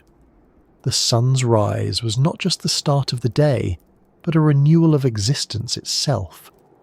In that context, the pyramids might be seen as instruments for catching that divinity, holding it briefly in their angles before releasing it back to the sky. The entire landscape becomes part of a ritual that repeats without interruption, long after its origin has faded from memory. Modern technology allows us to study these patterns with precision the ancients could only have imagined. Computer models simulate the path of light through every season, showing how certain chambers and corridors align with the sun at specific moments. One theory suggests that sunlight entering the descending passage during the solstice might have illuminated the inner chamber, symbolizing the return of life or the journey of the soul. Whether or not that's true, it captures something essential: the idea that light wasn't merely decoration, it was a message.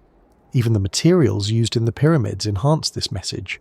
The original casing stones, now mostly gone, were made of polished Tura limestone, gleaming white under the sun. When newly built, the Great Pyramid would have reflected light so intensely that it could be seen for miles, shining like a beacon. Some historians think it might have symbolized the connection between Earth and the heavens, a physical manifestation of light's journey.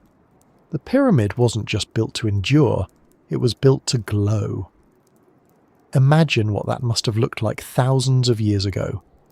The sun rising over the desert, its rays striking a mountain of stone that blazed like a mirror, its edges burning gold against the horizon. From afar, it must have looked as though the earth itself was shining back at the sky, answering sunlight with sunlight. It's not hard to see why people would have viewed that as sacred. In that exchange of light, the divine and the human touched, however briefly. But beyond symbolism, light also serves as a kind of recording device. It writes and rewrites patterns across surfaces every day, etching invisible traces of time. The limestone absorbs heat during the day and releases it slowly at night, expanding and contracting with the rhythm of temperature. Over millennia, that process has shaped the stone itself, as if the sun's hand continues to sculpt the monument. Light doesn't just reveal the pyramid, it participates in its evolution.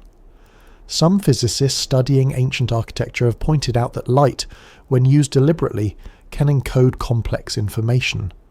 A single ray passing through a narrow slit or reflecting off a polished surface can convey precise measurements of time, angle, and motion. The builders might not have spoken of photons or wavelengths, but they understood cause and effect. They used sunlight as data, transforming the act of observation into design. The pyramid becomes, in that sense, not just a building, but a device, a kind of cosmic instrument that measures and mirrors reality itself. Even today, satellite imagery reveals patterns in the layout of the Giza complex that seem designed to interact with sunlight and shadow. The alignments between the pyramids, the Sphinx, and nearby temples create corridors of light during certain seasons. These alignments would have been visible not just to priests or rulers, but to anyone who watched carefully. It turns the entire plateau into a kind of open-air observatory, a calendar, a clock, a stage for the sun's eternal performance. That's perhaps the most astonishing part, the consistency of it all. For thousands of years, through floods, earthquakes, and shifting skies, the light still falls where it was meant to. The message still repeats itself. That kind of precision implies not only intelligence but foresight. The builders knew that they were creating something that would outlast their empires, their gods, even their species if it came to that. The sun would always rise, and as long as it did, their work would still speak. You can test this yourself in small ways. If you visit the site at different times of the year, the light changes character, revealing new aspects of the same geometry. In summer, the sun blazes directly overhead, flattening the structure's depth. In winter, the light strikes at an angle, carving sharper contrasts. Each season produces its own pattern, its own message. It's like a conversation between the pyramid and the sky that never repeats itself exactly, yet always makes sense. That consistency has led some to speculate that the builders were attempting to encode not just astronomical information, but philosophical truth. Perhaps they believed that light itself carried wisdom, that to understand its behaviour was to understand the universe. The pyramid, then, would be a kind of book, written in the language of illumination, readable only through observation. Its text isn't static. It changes with the hour, the season, the weather. It teaches patience, attention, and humility, the qualities required to notice meaning in motion. If you think about the history of science, that idea feels familiar. From Newton's prism to Einstein's theory of relativity, light has always been our greatest teacher. It reveals not only what is visible, but what is fundamental, the nature of time, energy, and space. The builders of the pyramids might not have framed it in those terms, but they participated in the same pursuit, to learn by looking, to understand through alignment.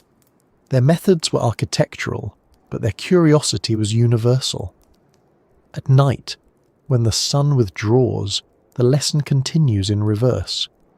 The reflected glow of moonlight traces the same shapes, but softer, slower, as if the sky is whispering the same truths in a different tone. The moon itself, borrowing light from the sun, becomes part of the same chain of communication. The pyramids catch that light too, absorbing and returning it, their pale surfaces faintly glowing against the dark. Even without the sun, they remain engaged in the same dialogue. It's strange to realize how deeply this connection between light and structure mirrors our own understanding of information today. In the modern world, light still carries our messages through fiber optics, satellites, lasers. Every bit of data that travels across the planet does so as light. The same medium that once illuminated the pyramids now transmits our voices, our thoughts, our histories. The continuity is almost poetic. The builders use sunlight to mark time and meaning. We use it to send ourselves across oceans and space. Different technologies, same principle. Light remembers. If the pyramids truly were a message from Earth's first civilization, perhaps light was their chosen language for a reason. It's incorruptible, consistent, infinite. It moves faster than decay, and it connects every observer, whether human or not, to the same experience. The idea that they might have encoded meaning not in symbols, but in the predictable behaviour of light and shadow makes sense. It's the one form of communication that cannot be lost as long as the sun still burns. As dawn stretches higher and the light becomes too bright to stare at, the desert changes colour again. The sand shifts from silver to gold, the air warms, the shadows shorten. The pyramids return to their daytime silence, but the message remains in motion. Every moment of brightness is another repetition of the same truth, that knowledge and endurance are bound together. Light reveals, stone preserves, and between them lies continuity. Even now, as modern researchers map every corner of these structures, scanning with lasers and cosmic rays, they're continuing that same work, translating the patterns of light into understanding. The technology is new, but the instinct is ancient. We still seek meaning in brightness and shadow, still look to geometry and illumination to tell us something about who we are. The difference is that we now call it science instead of reverence. But maybe those two words have always meant the same thing. The day moves on, the desert hums quietly in the heat, and the light keeps sliding along the stone as it always has. Somewhere within that silent rhythm lies everything we've ever wanted to know about permanence. Not as defiance of time, but as cooperation with it. The pyramids don't resist decay, they move with it, guided by the same sun that will one day wear them down. They were never built to last forever. They were built to last long enough for light to carry their meaning forward. And so far, it has.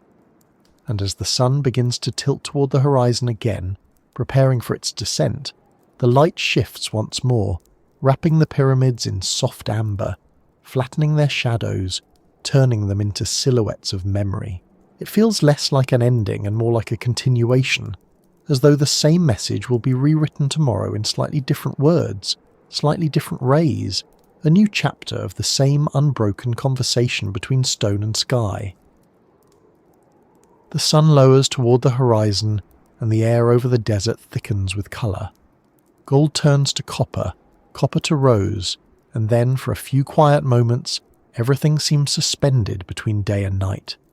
The pyramids stand motionless, but the light around them ripples like water. It's in that stillness that the imagination begins to travel backward, beyond dynasties, beyond the invention of writing, beyond even the memory of history itself.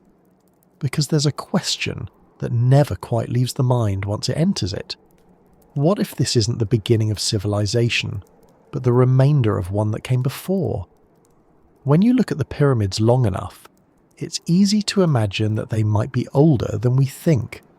Not the stones themselves, perhaps, but the knowledge behind them, the sense of design, the harmony between architecture and astronomy, the understanding of light and geometry.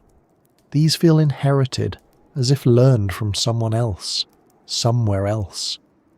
There are stories scattered across cultures, old as humanity itself, that speak of a time when the world was different, a time before the flood. The flood appears in nearly every ancient tradition. The Sumerians told of Utnapishtim, the one man spared from the deluge sent by the gods to cleanse the earth. The Hebrews spoke of Noah, who built an ark to preserve life. The Hindus told of Manu, warned by a fish to build a boat before the waters rose. The Greeks remembered Deucalion and Pyrrha, floating on the sea that had swallowed the world. Even in the Americas, stories from the Mayans and the Hopi describe floods that ended earlier ages of humankind. These myths are separated by continents and millennia, yet they tell the same story, of a world washed away and rebuilt from its remnants. For a long time, scholars treated these accounts as metaphor. Floods are powerful symbols of renewal, they said, the washing away of corruption, the cleansing of the earth. But geological evidence suggests there may be more to it than allegory. Around 12,800 years ago, near the end of the last ice age, the Earth underwent a sudden and dramatic shift. Vast glaciers melted rapidly, sending torrents of fresh water into the oceans. Sea levels rose by hundreds of feet. Whole regions that had once been dry land vanished beneath the waves. The coastlines we know today are not the same ones our ancestors walked on. Archaeologists and geologists call this period the Younger Dryas, a time of upheaval that reshaped the planet's climate and geography in just a few centuries. Some researchers believe that a comet impact or massive volcanic eruption may have triggered the melting. Others think it was simply the inevitable end of the Ice Age, accelerated by natural feedback loops. Whatever the cause, the result was catastrophic. Floodplains turned to seas, fertile valleys drowned, and civilizations, if they existed, would have been wiped away almost entirely. If a culture had flourished before that cataclysm, it wouldn't have left much behind. Most human settlements are built near water, rivers, lakes, coasts. When the seas rose, they would have swallowed everything. The ruins of those cities, if they existed, would now lie deep underwater, covered by sediment and coral, invisible to all but the most determined explorers. Occasionally sonar scans reveal something intriguing. Submerged structures off the coasts of India, Japan, and the Mediterranean that appear to be man-made. Whether they truly are ancient cities or simply natural formations remains uncertain, but their existence keeps the question alive. If there was a civilization before the flood, its survivors would have moved inland seeking higher ground. They might have carried fragments of their knowledge with them. How to track the stars, how to measure the earth, how to build with stone so that it would last. Over generations, that knowledge could have become myth, preserved in story, ritual, and design. By the time Egypt emerged along the Nile, those memories may have already been ancient, dimmed by time but still powerful enough to inspire new creation. Perhaps the pyramids are not the dawn of human civilization, but its echo, a reconstruction based on the memory of what once was. That idea might sound speculative, but there are patterns that support it. Civilizations seem to appear suddenly in the archaeological record, already possessing advanced understanding of engineering, agriculture, and astronomy. Egypt, Sumer, and the Indus Valley all emerge with complex societies rather than simple beginnings. How did so much knowledge appear so quickly? The conventional answer is that these were gradual developments compressed by the limits of our evidence. But it's also possible that these societies inherited something. Not machines or technology, but principles, methods, ways of seeing the world that predated their recorded histories. When you think of a flood, it's easy to imagine destruction, but water also preserves. Beneath layers of silt and sand, the traces of older worlds may still exist, sealed away, untouched. The oceans hold more archaeology than all the deserts combined. Yet we've explored only a fraction of the seafloor. Somewhere down there could be the ruins of that forgotten world, resting quietly under the weight of centuries, waiting to be noticed. In recent years, discoveries of submerged landscapes have begun to blur the boundary between myth and history. The Doggerland Plains beneath the North Sea once connected Britain to mainland Europe, home to thriving communities before rising waters covered them. Off the coast of Cuba, sonar images show what appears to be a grid of stone structures 1,000 feet below the surface. Near India's Gulf of Kambat, divers have found artifacts embedded in the seabed dating back far earlier than expected for complex societies. Each discovery adds another layer of possibility. Not proof, but whisper. The past may be deeper than we thought. If such a world did exist, what would its message have been? Maybe it wasn't about conquest or wealth, but survival. The pyramids could represent that lesson carved into permanence, that civilizations rise and fall with the Earth's cycles, and that only knowledge built to endure can bridge the gaps between them. The flood, in that light, becomes not just tragedy, but transition. One world ends, another begins, carrying forward fragments of the old. The ancient Egyptians themselves seem to remember something of this. Their myths speak of a time before time, an age of the gods when the world was first created and later renewed after a great flood. They called it Zep-Tepi, the first time. It was said that wisdom and order were established then, passed down through generations until humans took up the task of maintaining balance. To them, the pyramids weren't just tombs, they were instruments of order, stabilizing the connection between heaven and earth, maintaining what the gods had begun. In that sense, the builders weren't creating something new, they were restoring something remembered. Even the placement of the pyramids near the Nile fits this story. The river itself is a symbol of renewal, its annual flooding both destructive and life-giving. Each year it washed away the old and left behind fertile soil for new growth. The builders would have seen in that rhythm a reflection of the larger cycle of the world, the way everything is destroyed and remade. To align their monuments with the stars and the river was to inscribe that philosophy in stone, to declare that memory and rebirth are one and the same. It's not difficult to see why this idea continues to resonate. The thought of an earlier world lost to catastrophe awakens something ancient in us, a mixture of fear and nostalgia. It reminds us that we too are temporary, that everything we build stands on the edge of impermanence, but it also reassures us that even if worlds are washed away, something endures. Knowledge finds a way to survive. It hides in story, in myth, in architecture. It waits for rediscovery. The flood myth, then, is not just about destruction. It's about communication through time. The people who told those stories weren't only warning about divine punishment or natural disaster, they were trying to pass on a truth, that the world changes, that the sea will rise, that memory must be built stronger than the body. The pyramids are the truth made physical, mountains built by human hands to say, we remember and we want to be remembered. Modern science approaches the question from a different angle, but the sentiment is the same. We study ice cores and sediment layers, tracing climate patterns, learning how fragile our equilibrium really is. We've begun to understand that civilization itself depends on stability, on predictable seasons, on steady coastlines, on balance.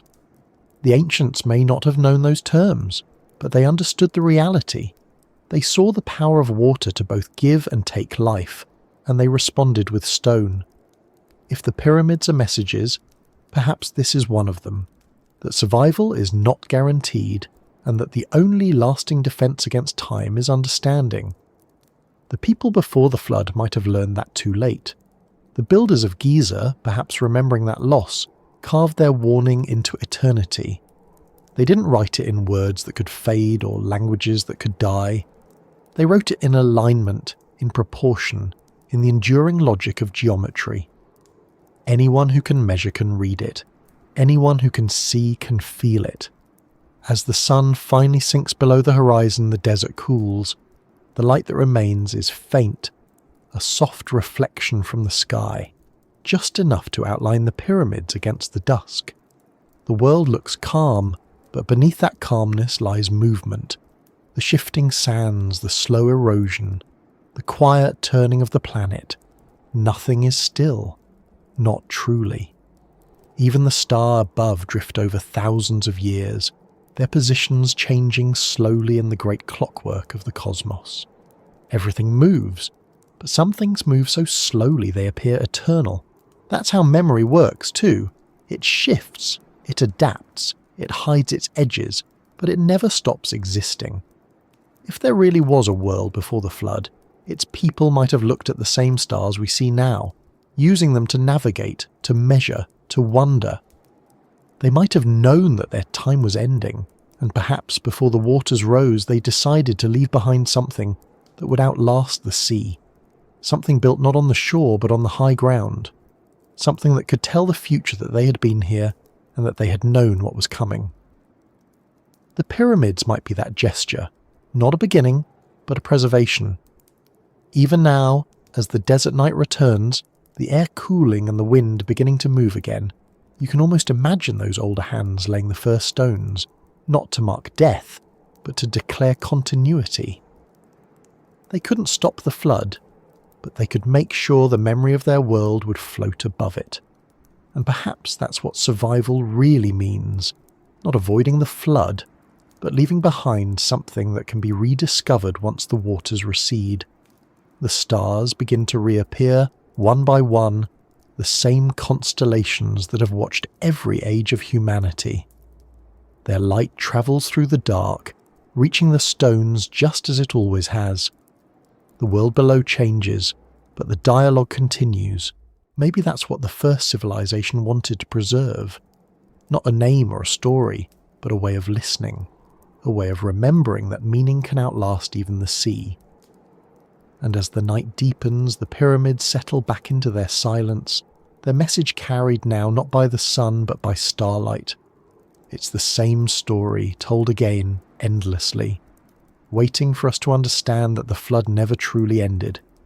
It just changed shape, flowing now through time instead of water, covering the past, revealing the future, carrying both together beneath the same eternal sky. The desert at night feels endless. The stars shimmer as if suspended just above the horizon, and the wind drifts in slow waves across the sand, carrying no sound except its own movement. Standing there, you might think the world has always looked this way, silent and eternal. But beneath that silence lies a question that never fully fades. How much of what we believe about the past is memory, and how much is amnesia? Archaeology is often described as the science of remembering. It tries to rebuild stories from what the earth has buried, to give form back to things time has dissolved. Yet the more we uncover, the more we realise how selective memory can be. The earth remembers in fragments. It keeps what chance allows, a broken pot, a carving, a fragment of bone. Each one a single word torn from a book with most of its pages missing. From those fragments, we write histories, confident in our conclusions, though the silence between them is far greater than the sound. The pyramids are a perfect example of that imbalance. They are both presence and absence, immense, tangible, undeniable, and yet surrounded by mystery. We know their measurements, their materials, their alignments. We can calculate their angles, date their stones, scan their interiors, and still, the deeper we look, the less certain we become about why they exist at all. Each discovery solves a detail and opens a larger question. It's as if the pyramids themselves are reminding us that remembering is not the same as knowing. Archaeologists have mapped nearly every visible stone on the Giza plateau. They've studied tool marks, quarry routes, worker settlements, burial chambers, and fragments of writing. Those findings tell a story of organisation and skill, of thousands of labourers working over decades with remarkable precision. It's an impressive story, but it's also incomplete. There are missing lines in the record, gaps that stretch for centuries, unexplained jumps in knowledge, lost transitions between techniques. The truth may still lie somewhere beneath the sand waiting to be revealed. Or it may be gone forever, erased not by conspiracy, but by time's quiet indifference. That's the difficult thing about archaeology. It's a science that depends entirely on what survives, and survival is never fair. Fire, flood, and erosion decide what remains, not intention. Whole civilizations could rise and vanish without leaving a trace simply because the materials they built with didn't endure. We call those cultures primitive because we can't see them. But invisibility isn't the same as simplicity. Sometimes the most advanced things disappear fastest. Our own world proves that. Imagine 1,000 years from now, or 10,000. Most of what defines our civilization, our steel towers, our plastic, our circuitry, will have decayed. The forests will reclaim our cities, and the deserts will roll over our roads. What will remain? Maybe a few scattered foundations, a trace of glass, a fossilized pattern of streets. Archaeologists of that distant future might find our ruins and wonder how a society capable of such order left behind so little evidence. They might debate whether we were as advanced as our monuments suggest, or whether our achievements have been exaggerated by myth. It's the same argument we have about the ancients. That thought changes how you look at the pyramids. They may not be exceptional because they're mysterious. They may be mysterious because they're exceptional. They're what survived when everything else didn't.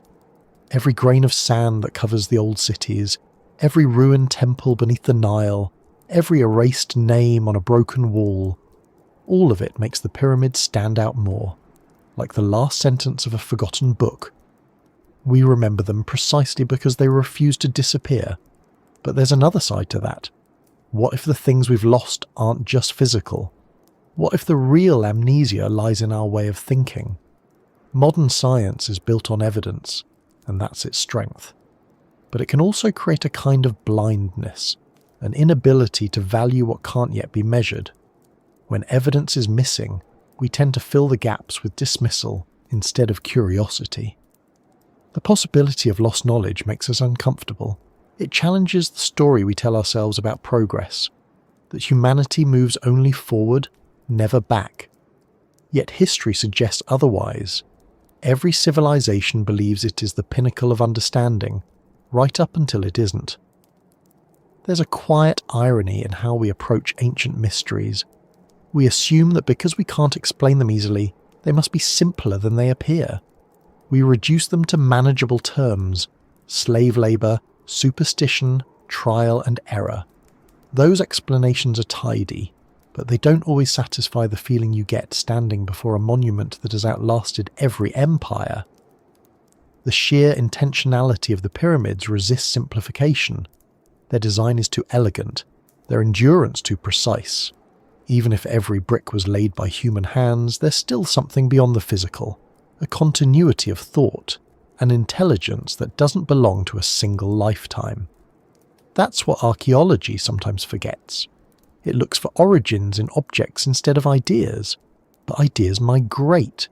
They survive in whispers, in symbols, in the orientation of a wall, or the curve of a carving. They can move from one culture to another without leaving obvious traces.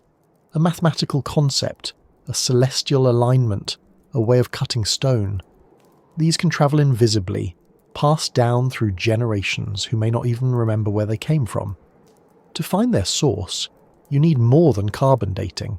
You need imagination disciplined by observation, the ability to see the connection between fragments, and to admit that some connections are real even before they can be proven. Some researchers have begun to describe this as cognitive archaeology, the study not of artifacts themselves, but of the patterns of thought behind them. It asks what kind of worldview could have produced such precision, such harmony between human creation and natural law. In the case of the pyramids, that worldview seems to have been one that didn't separate science from spirituality. Measurement and meaning were the same thing. To align stone with the stars wasn't just astronomy, it was reverence. That perspective, once lost, is difficult to recover. You can rebuild the techniques, but not the mindset that made them inevitable. If we've forgotten that mindset, then perhaps archaeology isn't just about discovery anymore. It's about remembering how to remember. Every excavation is an act of humility, a recognition that the earth knows more about us than we know about ourselves. The sand is patient, it waits.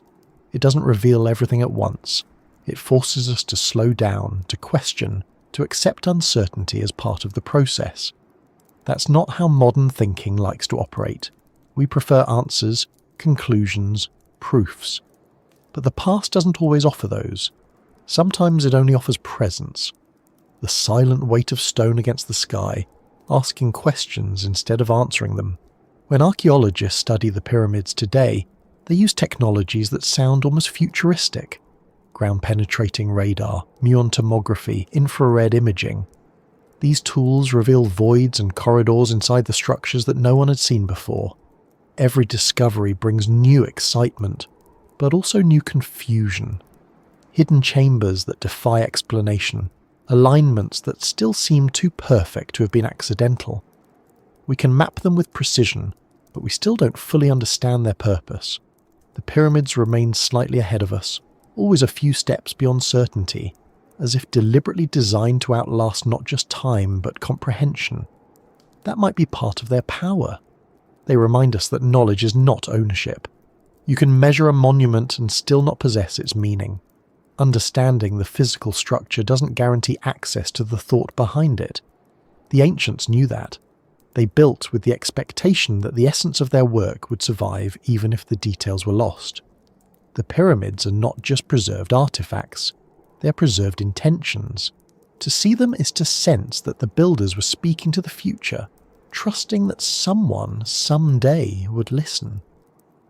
Maybe that's what archaeology should be, a form of listening, not just to stones and artifacts, but to silence, to patterns, to the faint resonance of human persistence.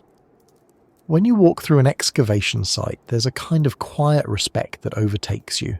Each brushstroke of sand reveals not just an object but a gesture, the mark of someone's hand, someone's thought, frozen in time.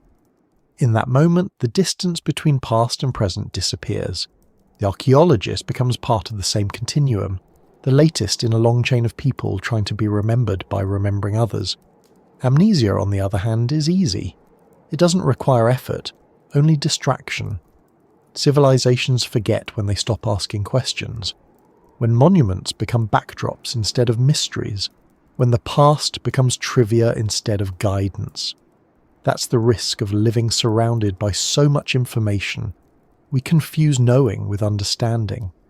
We can name every dynasty, date every artifact, recite every theory, and still miss the feeling of wonder that made those things possible. The ancients built for eternity. We build for convenience. They thought in millennia. We think in minutes. It's not a loss of intelligence, but of attention. Yet attention is exactly what the pyramids demand. They don't reveal themselves to casual glances. They require stillness. To really see them, you have to stop. You have to let your eyes adjust to the brightness, your body to the heat, your mind to the scale. Only then does the geometry begin to speak. That act of looking, of truly observing, is the opposite of amnesia. It's memory made active. It's how we rejoin the conversation the builders began. The difference between archaeology and amnesia, then, might be nothing more than curiosity. One asks, what happened here? The other says, it doesn't matter. Every time we choose to wonder, we push back against forgetting. Every time we uncover something, even a small thing, we remind ourselves that knowledge isn't a straight line, it's a spiral looping back over itself, each discovery connecting to something older, something we didn't realize we'd lost. The pyramids stand as the greatest proof of that. They're not just relics of history, they're reminders of what history itself is. A fragile conversation between what we keep and what we forget. Maybe that's why they've lasted so long. They aren't just memories of a civilization, they're tools for remembering how to remember. As the night deepens, the stars wheel overhead, the same ones that guided the builders and the same ones that watch over the archaeologists working by floodlight below. Each discovery glows briefly in the dark. Another fragment of memory returned to the surface, and in that light, the line between science and story blurs. Archaeology becomes less about solving the mystery and more about participating in it. The desert doesn't rush, it teaches through patience. The sand will give back what it chooses when it chooses. Until then, the pyramids remain, steady, waiting, reminding us that amnesia is temporary, but the truth beneath it is permanent. We may forget, but the world remembers. The stones remember. They always have. And somewhere beneath the surface, beneath all that buried time, something else might still be waiting. The next word in the story, the next piece of the message, Another fragment of the same conversation we've been trying to rejoin since the first moment we decided that silence deserved to be answered. Every civilization wants to speak to the future is one of the quiet constants of being human. This need to leave something behind that says, we were here. Whether it's carved in stone, stored in data, or whispered through story, the impulse is always the same. We build, we write, we record, hoping that time will be kind enough to listen. The pyramids are part of that impulse, but so are we. Every archive, every message sent into space, every photograph stored on a hard drive is a modern version of the same ancient gesture. The difference is that the ancients built their message to last. We build ours to move. When you look at the pyramids through that lens, they become less of a mystery and more of a mirror. They are what permanence looks like when translated into human form. Each block, each alignment, each calculation is an act of communication directed not to their own time, but to all time. The builders couldn't know who would come after them, or what language those people would speak, but they built anyway. They trusted that form itself could speak where words would fail. That kind of faith in communication is rare. We tend to assume that meaning requires translation, that to understand we must share language, culture, or context. But the pyramids remind us that meaning can also live in structure, in pattern, in endurance. You don't need to read hieroglyphs to feel the weight of those stones, to sense the patience that shaped them. The message isn't hidden inside the monument, it is the monument. Permanence itself is the sentence. If you think about it, we've never stopped trying to do the same thing, just in different materials. We send spacecraft beyond the solar system carrying golden records with greetings in every language, hoping that someone, somewhere, might one day find them and understand that we existed. We launch satellites to orbit the Earth indefinitely, full of information about our species. We store petabytes of data in underground vaults, freeze seeds in Arctic ice, encode DNA with fragments of literature. It's all the same conversation, a message addressed not to the present, but to whatever comes next. The pyramids are the earliest known examples of that communication done successfully. They've outlasted every empire, every flood, every translation. They've spoken to cultures that didn't exist when they were built. They've been read as tombs, temples, observatories, symbols, mysteries. Each interpretation a new language added to the same enduring statement. The fact that we're still talking about them proves that the message worked. It didn't need to be specific. It only needed to survive. There's something profound in that simplicity. To communicate across millennia, you don't need technology, you need durability. The medium must outlast misunderstanding. Stone can do that, light can do that, geometry can do that, but language changes too fast. It decays like everything else organic. The builders of the pyramids seem to understand this instinctively. They didn't write their message in script, they wrote it in alignment. They made their meaning something that could not erode. When you imagine the future looking back at us, the comparison becomes uncomfortable. Most of what defines our civilization exists in fragile forms. Our data lives in servers powered by systems that require constant maintenance. Our knowledge, vast as it is, depends on electricity, infrastructure, and context.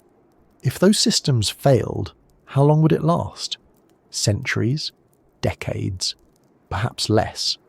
If all that vanished, what physical traces would remain to tell our story? Maybe a few satellites still orbiting above the dead Earth, silent but intact. Maybe a few structures built of concrete and steel, already crumbling. In that sense, the ancients were wiser. They built with time, not against it. Modern messages to the future are more numerous but less certain. We've buried time capsules in schoolyards, stored archives on disks, transmitted radio signals into deep space. Somewhere beyond the orbit of Pluto, the Voyager probes continue to drift, carrying music and greetings, mathematical patterns meant to be universal. The people who built them knew they'd never see where those probes would go, just as the pyramid builders never saw who would stand before their work. Both acts come from the same place. the desire to be heard by someone who may never arrive. It's strange to think of how similar those gestures are. The pyramid points upward, a geometric beacon for the sky. Voyager moves outward, a metallic pyramid of sorts, carrying a message carved into gold. Both rely on endurance rather than context. They don't assume understanding, they assume curiosity. Whoever finds them, whether human or not, will recognize the intent. Someone wanted to be known. Someone wanted to say, "We existed." That desire might be what connects all civilizations across time. It's not the tools or the technologies that matter most, but the will to communicate beyond the present moment. We all live in temporary worlds, but we want to believe that something of us can transcend them. The pyramid does it through stillness, Voyager through motion, and both succeed in ways that are almost poetic. One stays rooted in the earth, the other carries the earth with it. Archaeologists sometimes say that every artifact is a message that survived its sender. It carries intention across time, even if its original purpose is forgotten. A bowl, a carving, a scrap of cloth. Each one is a signal from another life. The pyramids magnify that principle beyond measure. They are not just artifacts, they are entire sentences written in permanence. The builders may be gone, but the intention behind their work still resonates. You can feel it even without knowing the details. It's the feeling of continuity, of human presence stretching unbroken across the ages. When you think about it that way, archaeology and communication become the same discipline. Both are attempts to bridge time. Both depend on patience and interpretation. The difference is that one digs into the past while the other reaches into the future. The pyramids occupy the space between those two directions. They are the hinge of time, the point where remembering becomes prediction. There's an unspoken humility in the idea that we might one day be the subject of the same kind of study. Future archaeologists, human or otherwise, might find the remnants of our cities and interpret them through their own logic, just as we interpret the ancients through ours. They might stand before the cracked remains of our monuments and feel the same sense of awe we feel at Giza. They might wonder what we were trying to say. Maybe they'll find our satellites still circling the planet and see them as our pyramids in orbit, enduring, silent, still speaking in their way. That continuity across ages suggests something about human nature that doesn't change. We are temporary beings obsessed with permanence. We measure time knowing we can't control it, and yet we keep building as if we can. We record, we carve, we launch, we write. It's as though we understand that the only way to resist oblivion is to participate in it, to create something that can be carried by time itself.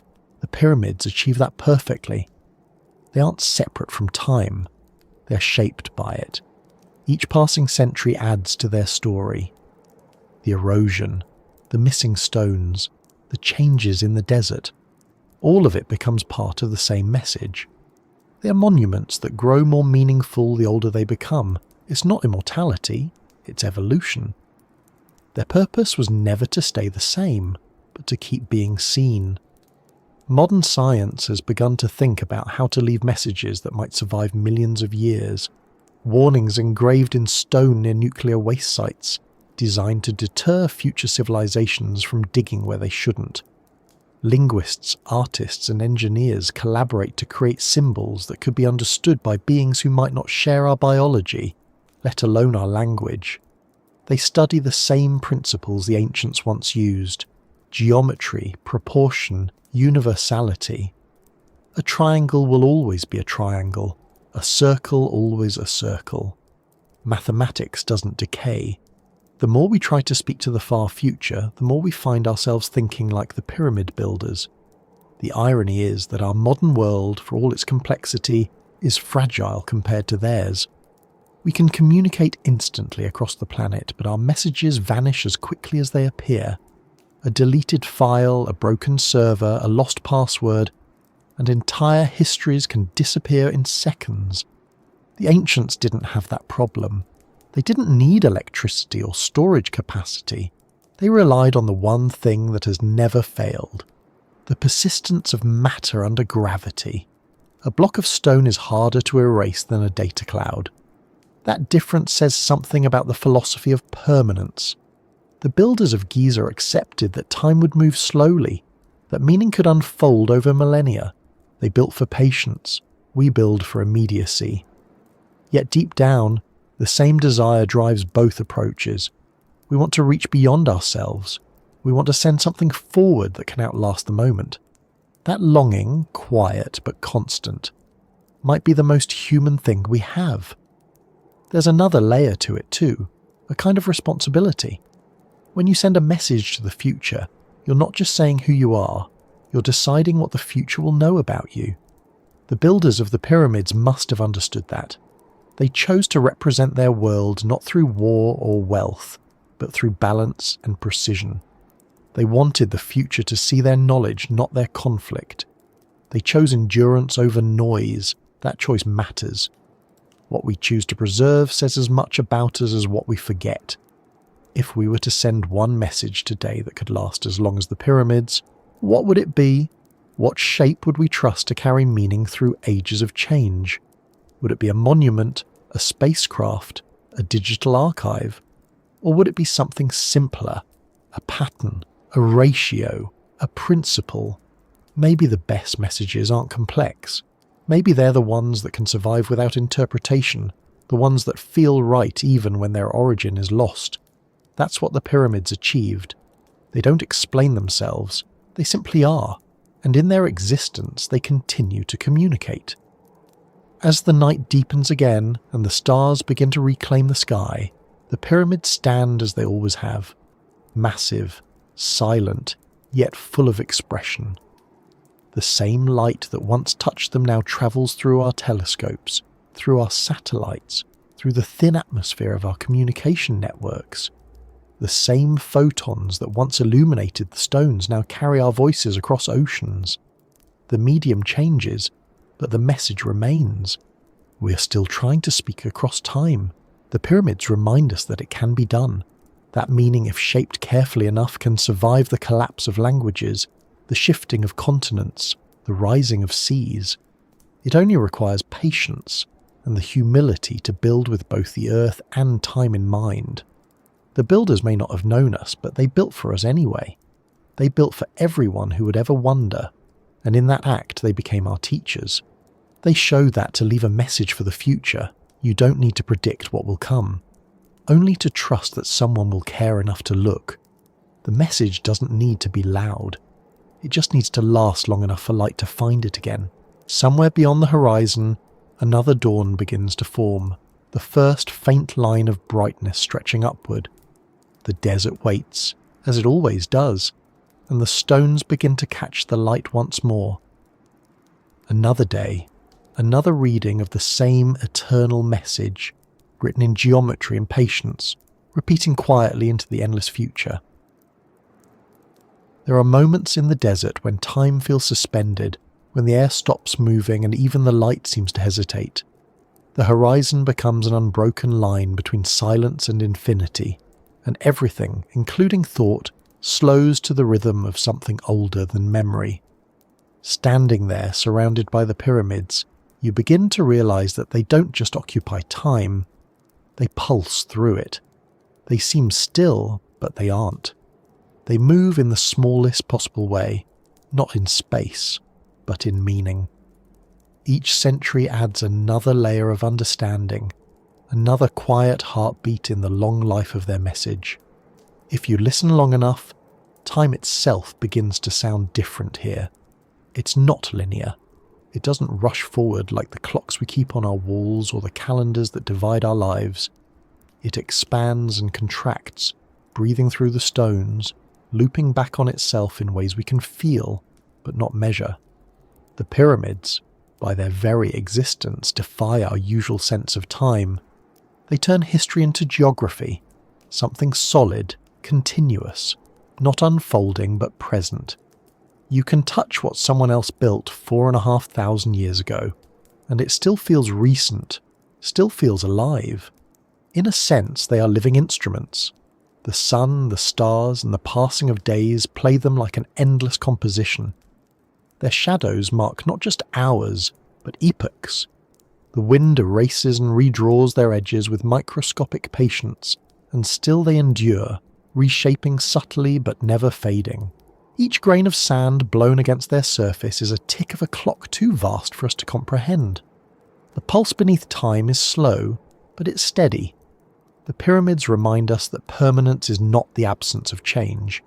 It's change balanced so perfectly that it becomes invisible. You can feel that balance in their proportions. Every line, every angle, every measurement seems tuned to something beyond practicality. Their geometry doesn't just resist decay, it harmonizes with it. The erosion, the weathering, the softening of edges, all of it happens so evenly that the structure maintains its form despite losing mass. It's as if they were designed to age gracefully, to grow old without losing identity. That quality makes them more than monuments. It makes them organisms of stone, breathing with the world's slow heartbeat. Modern measurements show that the Earth itself isn't perfectly still beneath them. The planet shifts, flexes, tilts slightly on its axis, yet the pyramids adapt. Their orientation drifts in harmony with those movements, staying almost perfectly aligned with true north after thousands of years. Some of that may be coincidence, some the result of the builder's extraordinary precision, but the effect feels intentional. They remain in sync with the Earth, as if the builders knew how to align their creation with the planet's pulse. To connect human effort to cosmic rhythm, it's possible that they sensed something we've forgotten, that time is not separate from space, and that to understand one, you must build with the other in mind. The ancients didn't have atomic clocks or equations of relativity, but they had observation, patience, and intuition. They saw the repetition of the stars, the migration of shadows, the cyclical return of the seasons. They understood that everything moves together: the sky, the river, the wind, the heart. To them, time was not an arrow but a circle. Every end was a return, every disappearance a delay. That way of seeing might be the true legacy of the pyramids. They aren't static symbols of the past. They are ongoing participants in the present. Their endurance is not defiance but cooperation. They remain because they move with the world, not against it. When the Nile floods, when the desert expands, when the stars drift across the heavens, the pyramids adjust without effort, as if belonging to a rhythm too deep for us to hear. The pulse beneath time can't be measured with instruments, but it can be sensed. It's in the pattern of civilizations rising and falling, in the persistence of ideas that reappear after being forgotten, in the strange familiarity of new discoveries that feel like remembering. History doesn't repeat itself mechanically, it breathes. The pyramids are like the lungs of that history, inhaling each generation's curiosity and exhaling its wonder. Every era sees them differently. To the Greeks, they were proof of divine proportion. To the Arabs, they were remnants of antediluvian wisdom. To modern archaeologists, they are feats of engineering. To travellers, they are moments of stillness against the noise of the world. The pyramids don't reject any of these interpretations. They absorb them all, adding each one to their quiet dialogue with time. The fact that they mean something different in every age is proof that they are still communicating. The builders must have known that interpretation would change. No one could build something meant to last thousands of years without understanding that the future would be different. That's part of their genius. They made something open-ended, a design that could accommodate infinite meanings. The pulse beneath time flows through that openness. It allows the pyramids to keep speaking long after their original language has vanished. When you stand near them, you can sense that continuity in your own body. The rhythm of your breathing, the steady beat of your heart, the warmth of sunlight on your skin. All of it matches the same patterns that shape these stones. We're not separate from them. We're part of the same flow. The same atoms in your body once drifted through the air over the ancient desert. The same starlight that guided the builders now falls on you. Time, for all its apparent distance, isn't far away. It's layered, overlapping, simultaneous. The pyramids are proof of that simultaneity. They don't belong to the past. They belong to every moment that looks at them. It's curious how much of human history exists to measure time, and yet how little we understand it. We build clocks, calendars, machines that count the movement of electrons, but none of them capture what time feels like. The pyramids do.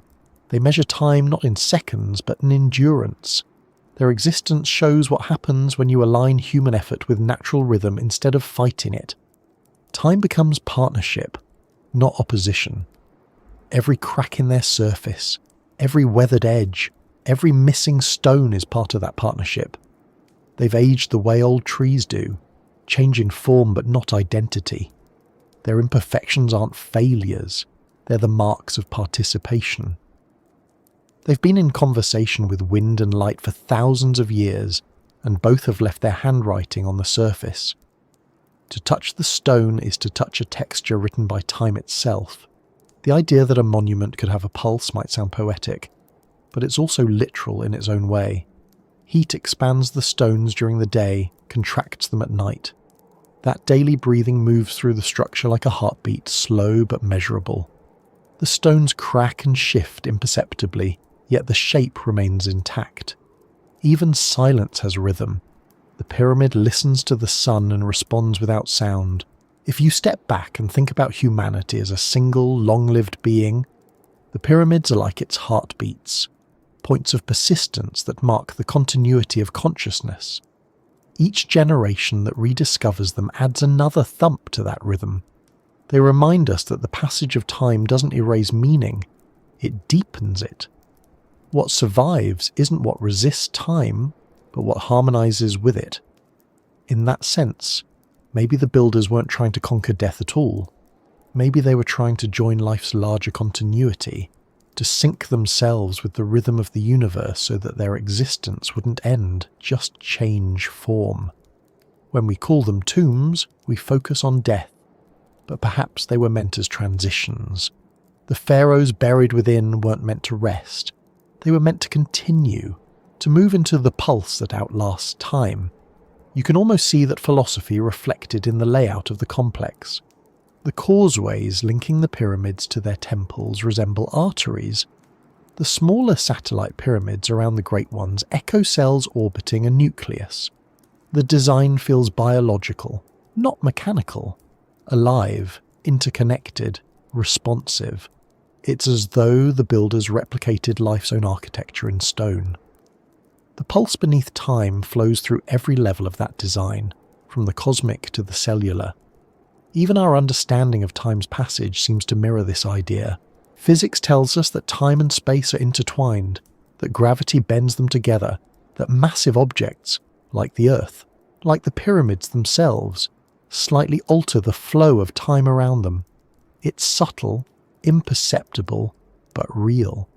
The presence of something enduring literally slows time in its vicinity, even if only by a fraction of a second. The pyramids may not just symbolize permanence, they create it, distorting the rhythm of time by their sheer mass. It's as if they physically anchor the present to itself. The pulse beneath time, then, isn't something mystical. It's simply the universe in motion, energy shifting, matter settling, stars burning, civilizations remembering and forgetting in cycles. The pyramids endure because they reflect that motion without resisting it. They've survived earthquakes, invasions, and empires, not by strength alone, but by cooperation with the physics of their environment. They don't fight the wind, they guide it. They don't defy gravity, they perfect it. They don't fear time, they inhabit it. That understanding, quiet and patient, may be the real message they carry. Not a secret technology or a lost map, but a philosophy. That endurance comes from rhythm, not resistance. To live in balance with the pulse beneath time is to build in harmony with what lasts. Every civilization that forgets this eventually crumbles, swept away by the same cycles that the pyramids anticipated. But every civilization that remembers becomes part of that same continuity, echoing the heartbeat of the world itself. As night deepens over the desert, the stars rise again, their slow movement across the sky marking another turn of the great clock. The pyramids, Their edges softened by starlight seem to float in the darkness. The temperature drops, the stones contract slightly. A subtle shift that no one notices but that has happened every night for thousands of years. The rhythm continues. Expansion, contraction, light, shadow, silence, wind. The same sequence repeating endlessly. If you close your eyes, you can almost hear it. Not as sound, but as presence. The pulse beneath time isn't something to be detected. It's something to be felt.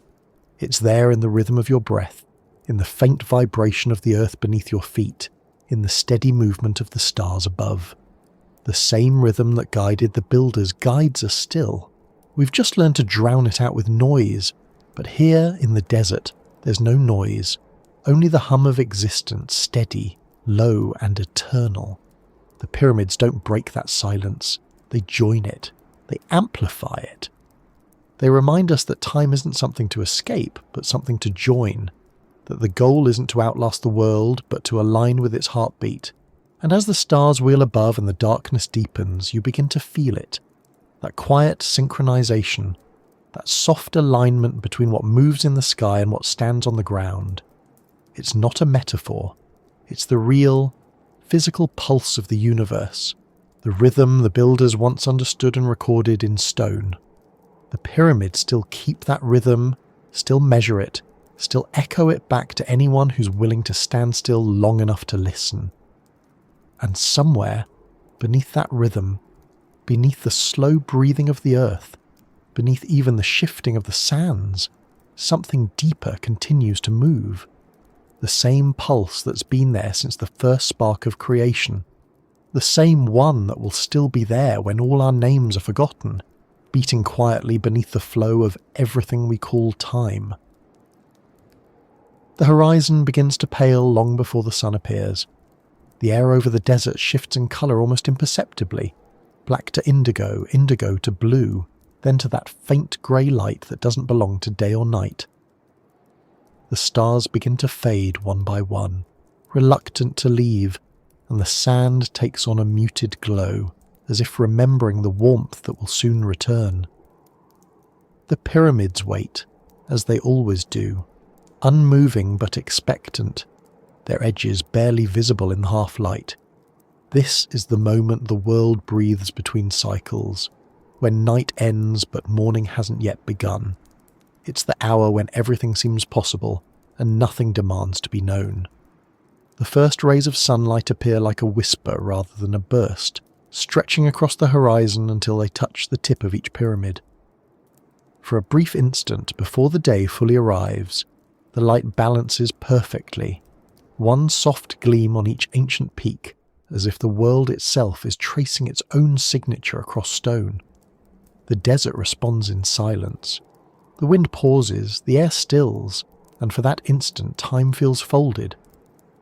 Every sunrise that has ever touched these stones seems to exist together. The first, the 1,000th, the 1,000,000th still to come. You realise then that the light isn't just something the pyramids receive, it's something they return.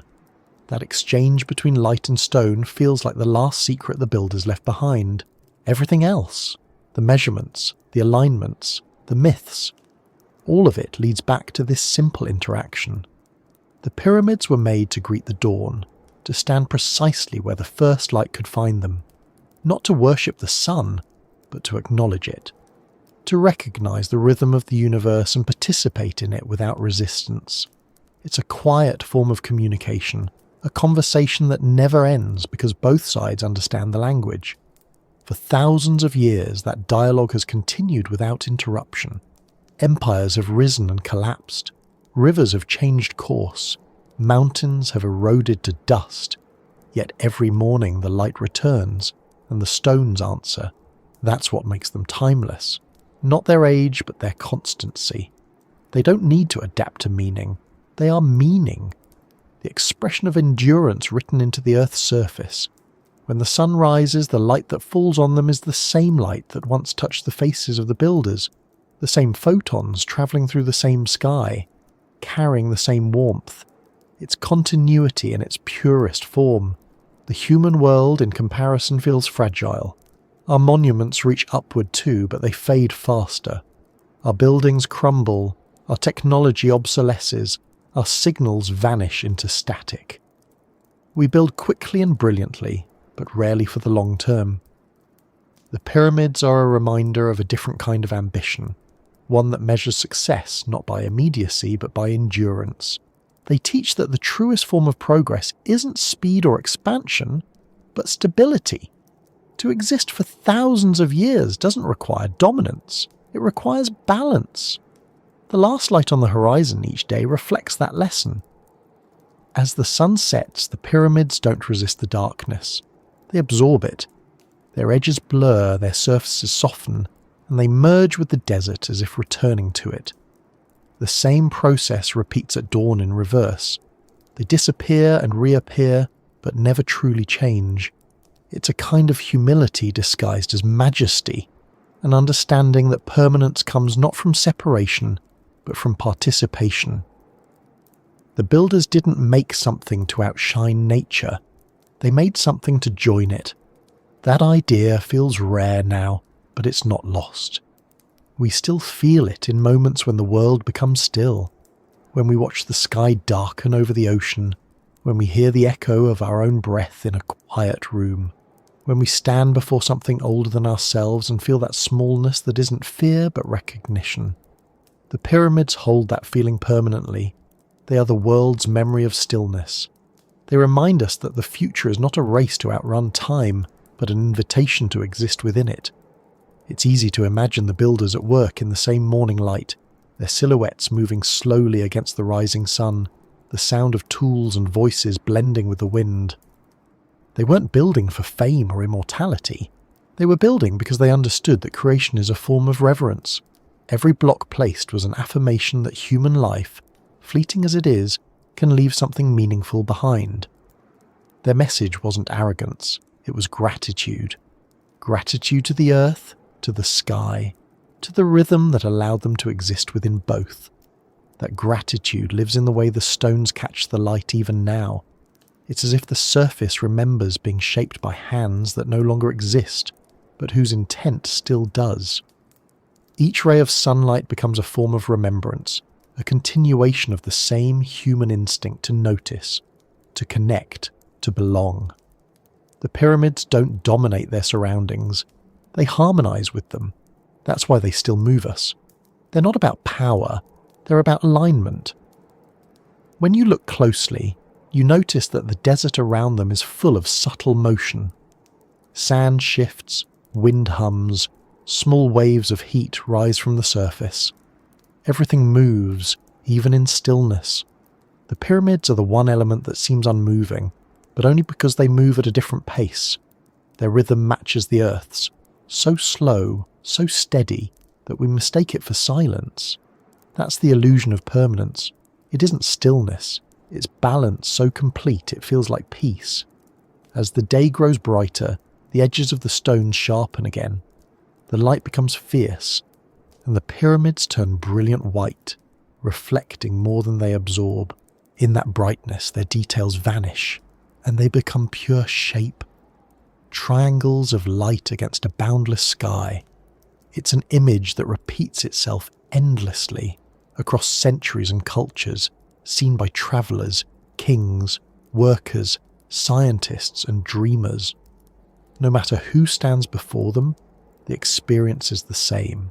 A pause, a breath, a sense that something far larger than human effort has been achieved through human hands. There's something comforting in that realization. The pyramids prove that meaning doesn't need to vanish with time. It just changes form. Each generation reinterprets them, and each interpretation becomes part of their story. They are not frozen relics. They are living symbols of endurance. The embodiment of the idea that even as everything else passes, intention can remain. It's possible that one day, even they will fade. The wind will continue, the sand will rise, the stone will wear away grain by grain until only the foundation remains, and then even that will return to dust. But by then, their meaning will have already been absorbed into the world, the pattern they represent, that relationship between light and balance, between knowledge and humility, will still exist, echoing in new forms, new creations, new minds that will continue the same conversation in their own way. That, perhaps, is the true purpose of a message to the future, not to preserve one thing forever, but to ensure that something essential survives change. The pyramids aren't the answer to a mystery. They're the continuation of a thought. They remind us that everything built with sincerity, with care, with understanding of its place in the greater rhythm, becomes part of that pulse. Nothing is ever truly lost if it's aligned with truth itself. The light climbs higher, and the shadows of the pyramids stretch long and sharp across the sand. The desert comes alive again with sound, the wind returning, the hum of insects, the faint call of birds. The world resumes its rhythm. The moment of stillness passes, but the awareness remains. You begin to realize that the lesson of the pyramids isn't about what they are, but about what they make you notice. The silence between thoughts, the continuity beneath change, the persistence of meaning even in decay. When the day finally ends, and the last light slides across the stones, the effect is reversed. The pyramids darken slowly, one face at a time, until only the faintest outline remains against the burning horizon. The sun becomes a deep orange disk sinking into haze, and for a few seconds the entire sky looks like it's on fire. Then it cools, fades, and the world returns to dusk. The cycle completes itself. The light leaves, but not entirely. It lingers in the air, in the stone, in the eyes of those who watched. The last light on the horizon isn't an ending. It's a promise. It says that the sun will rise again, that the conversation between earth and sky will continue, that every loss is just a pause in the rhythm. The builders must have known that too. They must have stood in that same fading light, watching their work glow and then disappear into shadow, understanding that their time would pass but the meaning wouldn't. They didn't build to defy time, they built to join it. They gave shape to the invisible pulse that carries all things forward. The pyramids aren't reminders of what's gone, they're evidence of what remains. As the darkness deepens, the stars return one by one, the same stars that guided the first architects, the same ones that will outlast us. Their light takes thousands of years to reach us, yet it arrives perfectly on time. The same principle governs everything: distance, delay, endurance, connection. The universe speaks in light, and the pyramids answer in form. Together they form a sentence that has never stopped being written. If you listen carefully, you can almost hear it. The slow rhythm of the earth turning, the faint hum of continuity that threads through everything. The pyramids don't interrupt that sound, they amplify it. They are instruments built not to make noise, but to make silence louder, to remind us that beneath every beginning and ending, there's a constant presence holding it all together. That's what endures when everything else falls away. The last light finally fades, leaving only the silhouettes against the starlit sky. The air cools, the sand settles, the world returns to its quiet breathing. Somewhere within that stillness, the same message continues. Patient, endless, unchanged. It isn't written in any language we can translate, but we understand it anyway. It says only this: we were here, we looked at the sky, and we tried to remember that we belong to it. And as the night deepens once more, the horizon glows faintly with the promise of another sunrise, another beginning, another retelling of the same story in the language of light and stone. The pyramids wait, not for worship, not for answers, but simply for the return of the sun, their oldest companion, their eternal audience, the one force that understands their purpose completely. The desert sleeps, the stars move, and somewhere in that vast stillness, the pulse beneath time continues to beat, steady, patient, eternal, carrying the memory of everything that has ever been built, everything that has ever been loved, everything that has ever looked toward the horizon and waited for the light to return.